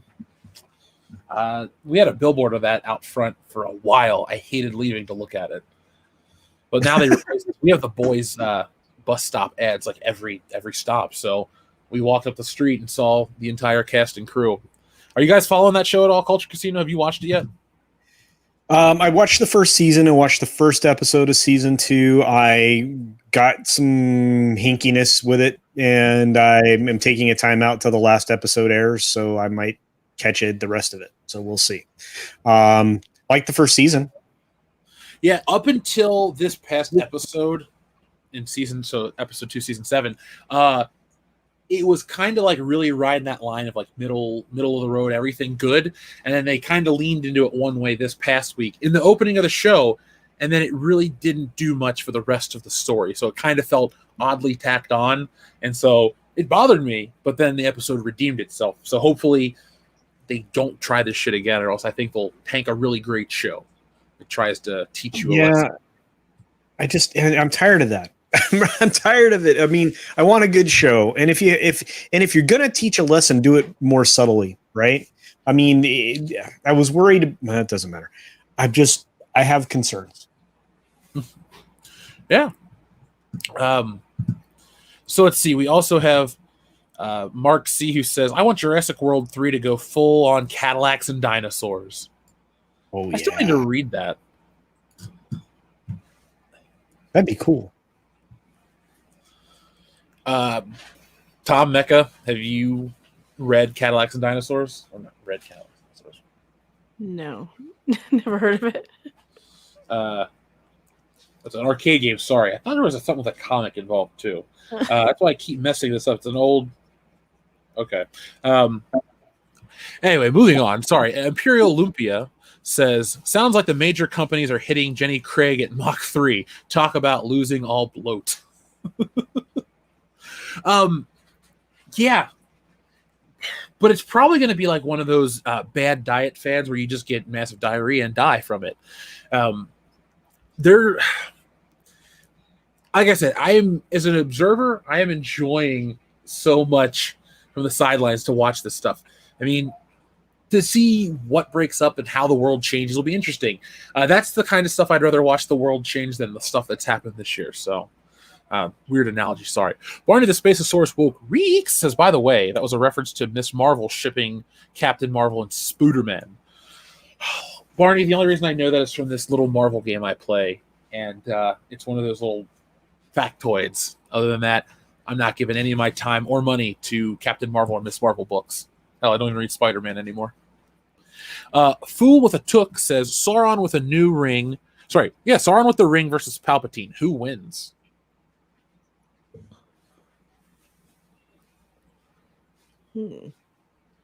Sauron?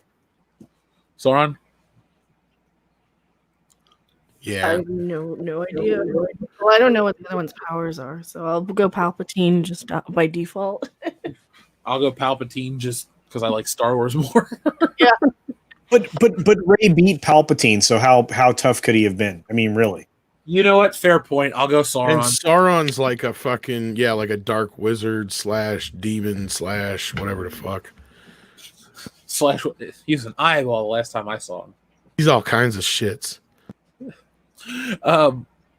Barney the Spaceosaurus Wolf Reek says, I have a submission for the famous Honey Dicking Upgrade 2018 movie. I have never heard of that, but I will take a screenshot of your recommendation and we'll check it out. So, what else did I have for tonight? Did I have one more thing? Tom, am I missing anything, or do we cover everything? Oh, well, I think we kind of evaded the thing about how Disney Plus kind of lost its value because they took away. Yeah. Yeah, we brought it up, but we never really touched on it. Oh, let's go. Let's touch on that. So, what I was saying earlier, though, folks, to go right back to that is, with Mulan going to another streaming service, it takes away the exclusivity, the appeal, the reason why you would even pay for Disney Plus. So, do you think this devalues it? And do you think,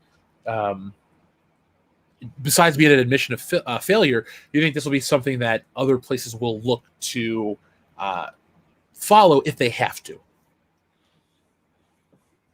Well, I think bouncing off my point is it's kind of a failed experiment. At least at this point, there's not enough people to make it profitable. And I think they chopped off their nose to spite their face. I'm sorry, Mecca. Did you want to go? No, go ahead. Oh, I think they chopped off their nose to spite their face because they told everybody they were going to release it for free in December, 3 months after they were going to sell it to you for $30, after you've already paid $7 for the streaming service. And then they turn around and they give it over to for sales. Well, they've done nothing but lie. Yeah, they it's a lied problem from the start. Yeah. First of all, everything was supposed to be on Disney Plus. It's not. Second of all, nothing was supposed to leave. It does. Third of all, this was supposed to be a Disney Plus exclusive. It's not. I mean, again, when are we supposed to go? Okay, fuck you, liars. You know, I don't believe you. You know, Mecca, what were you gonna say? Oh, nothing. I don't. I totally lost what I was gonna say. I totally forgot it. Sorry. By the way, Christopher Payne, the My Black Ass jokes do normally exclusively appear on the World Class Bullshitters podcast. If anybody wants to bring one back to make Christopher laugh, we'd love to. But Ninja Lawyer Steve won Meme Winner of the Week last week. He not only won by submitting a good meme, he sent 12 great ones. So go back, watch the show. I highly recommend those. And if it's cool with you, Ninja Lawyer Steve, I will tweet those out. I'll give you full credit, of course. But if the audience would like to see those, or turn them into a background or something, who knows? It's good artwork, so I think people should see it. But Tim Riggs did send in a super chat that says, I suspect Disney Plus is in for a rude upheaval. End of next month, my free year subscription from being an expensive Verizon plan expires, and I bet I'm not the only one canceling instead of paying for it. Tim, thanks for reminding me so I cancel mine. Yeah. But I say that's me too, dude. Like my free year's over. I'm not giving them any. Or go month to month so I can just watch Mandalorian and then click off. Well, you just circumvent that whole thing by signing up with a different email for your free trial, which will get you through it. And, that's the thing, is the way they offer their free trial, even though they're releasing it week to week, people can get through most of it. If they don't get the first week's episode, they can get the rest of them in that free week trial period. So anyway, sorry. But don't apologize for that. That's an excellent point, though, because you can basically get The Mandalorian for free, folks, and watch it. You're not supporting anything. Yeah. Not only that, and this is the cool thing about what Tim said. I think they're in for a rude upheaval too, and I think it's going to also be another thing that's going to be a part of the financial call, if not this quarter, the following, because they will have lost a substantial portion of subs, even though Verizon has renegotiated with them for a certain portion of people to retain that with a certain level of plan that you have with Verizon that allows you to keep Disney Plus with your service. But the album costs are usually buried in the bill. Oh, right. No, yeah, absolutely. But there's a package you can get that'll allow you to keep it, and you'll still think it's free or it's part of that package or whatever. But you're not the only one, and I think it's going to. Now, like I said, I think the next financial call and the following one are going to be insane. Now, when is the next financial call? Well, let's see. November, beginning of November. I'll have to get the exact date. I haven't looked at it. I'm trying to keep track of too many of those things to keep that up here. But yeah, it's coming up. So we'll see. Maybe that'll be more interesting than the election. But that's the thing. I do read into all the stock reports and the stuff from Disney because I'm always curious to see, how much of the current climate will affect the bottom line, which is all they care about. But Tim, like I said, I'm in the same boat as you.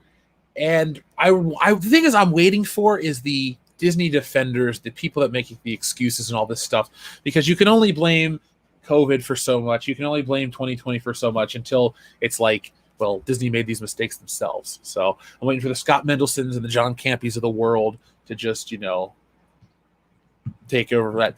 Hey, Tom, do me a favor. Talk for a quick second. Why is it when anybody puts me on the spot, I don't know what to say? Same here. No, I'm just kidding. I'll say this. I'll say that the quarterly call for Disney is actually on November 12th. So that news came out. So yeah.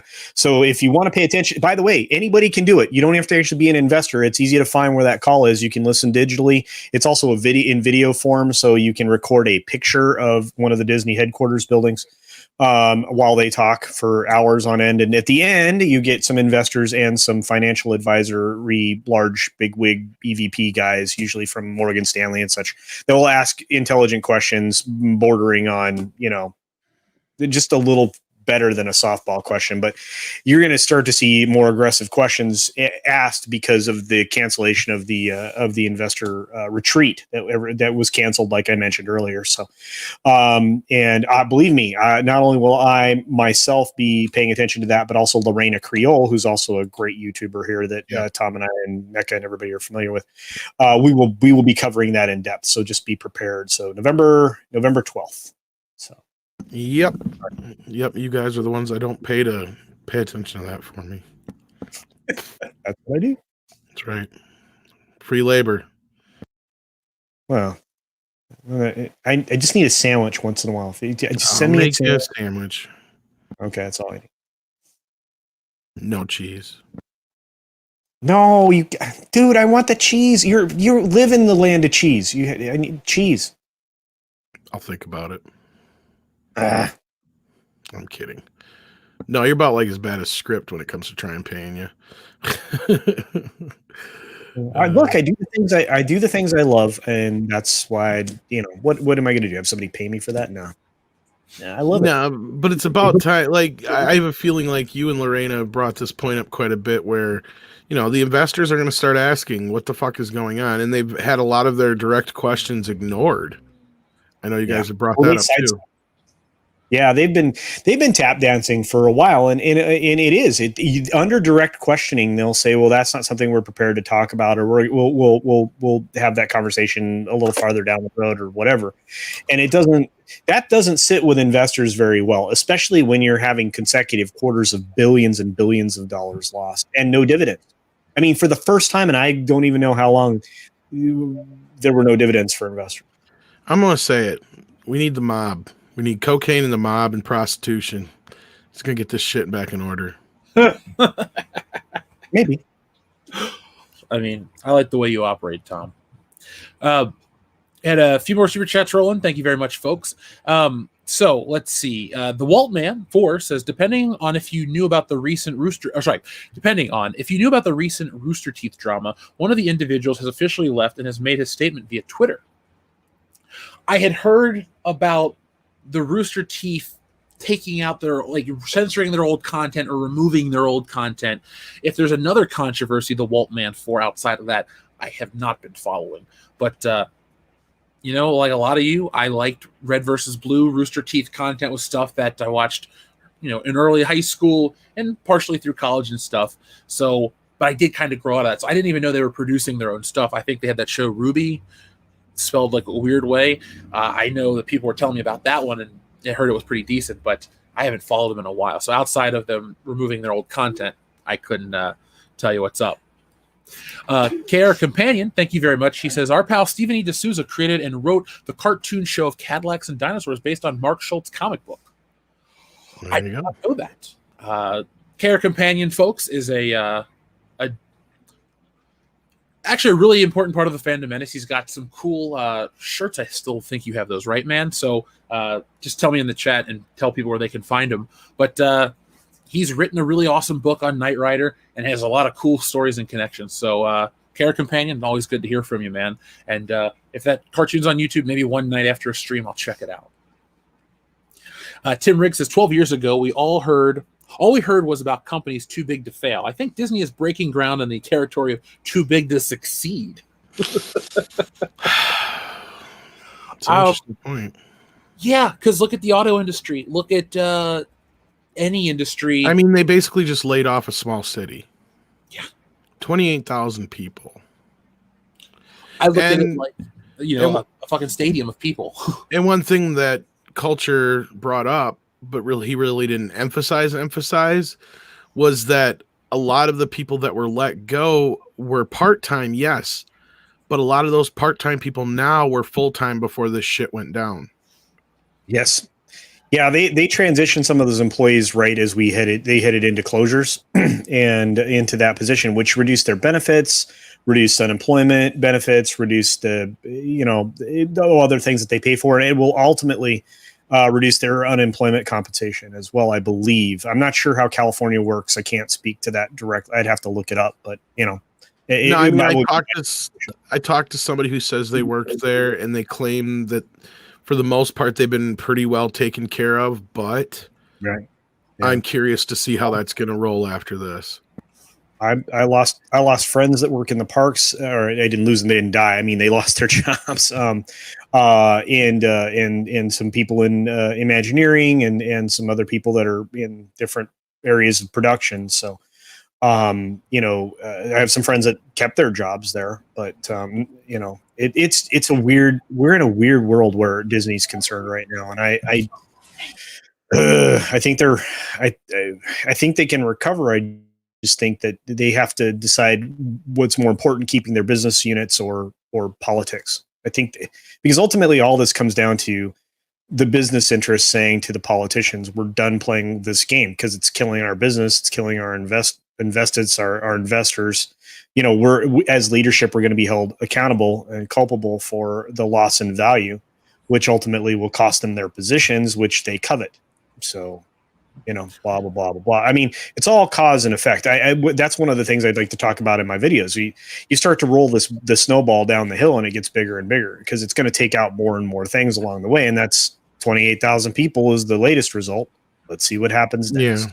And it's some old dirty tricks that companies pull when they do that kind of shit. Now, Christopher Payne, to answer your question, what time is the Mindless Entertainment stream, Jeff? It's got to be canceled because we have an emergency here. So I was recently silent for a moment. We're going to end the show. I'm going to read the last two super chats and we got to go.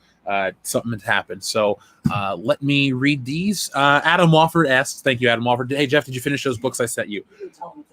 Oh, it's a cat emergency. Oh, no. Yeah. So we have to go to the vet right now, the hospital. So yeah, the stream officially over there has been canceled. We'll give you updates. Jesse's got the matriarchy tomorrow, though, on her channel. Probably. So you guys can get updates and stuff and check that out and make sure you guys are subscribed to there for all that stuff. So, Adam, I will check those books out. I am behind even on Eisenhorn. I haven't even been able to sit down to do to work on the next phase of the project I've been working on. So, but been working on getting back in the good graces of YouTube. So that's where my time's been, but it's working. So thanks to everybody who's helping all this stuff grow. But guys, I hate to cut this short. So you can find Culture Casino on his channel. You can find Mecharandom at Mecharandom42, and Tom's on every channel in existence, including PewDiePie on Thursdays. If you look hard enough, I am Midnight's Edge After Dark and Midnight's Edge.